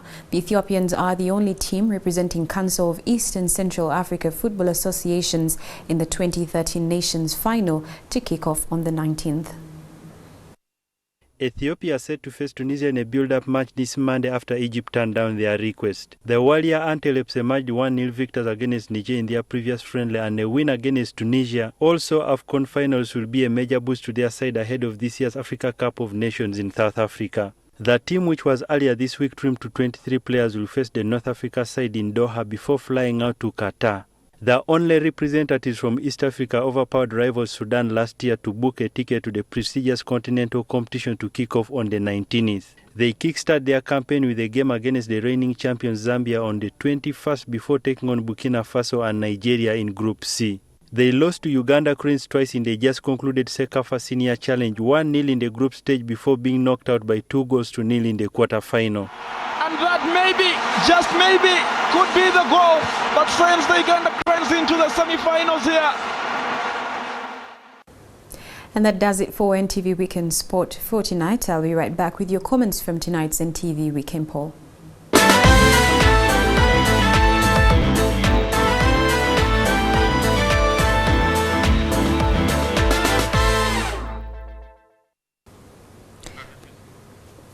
Welcome back. Now a reminder that in tonight's NTV Weekend poll, we asked you, apart from increasing taxes, what alternatives should KCCA look at to generate more revenue? Thank you so much for all your comments tonight. I'll quickly read out a few of them.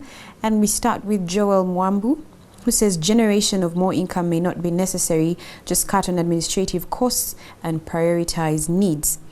And we have a response from Damolira Charles Jr., who says invest so that they gain some income other than revenue from Kampala.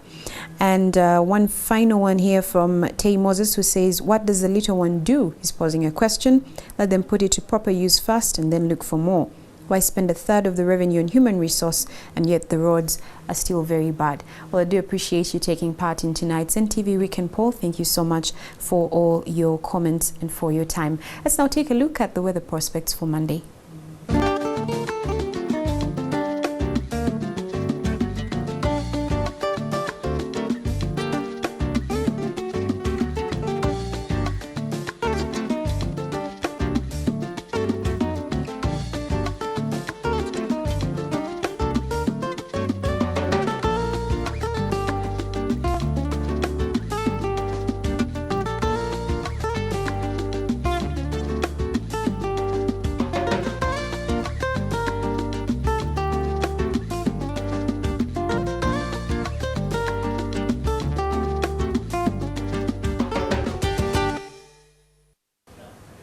And that weather forecast brings tonight's bulletin to a close. From all of the NTV team, I am Rachel Arinitwe. Have a great week ahead. Good evening.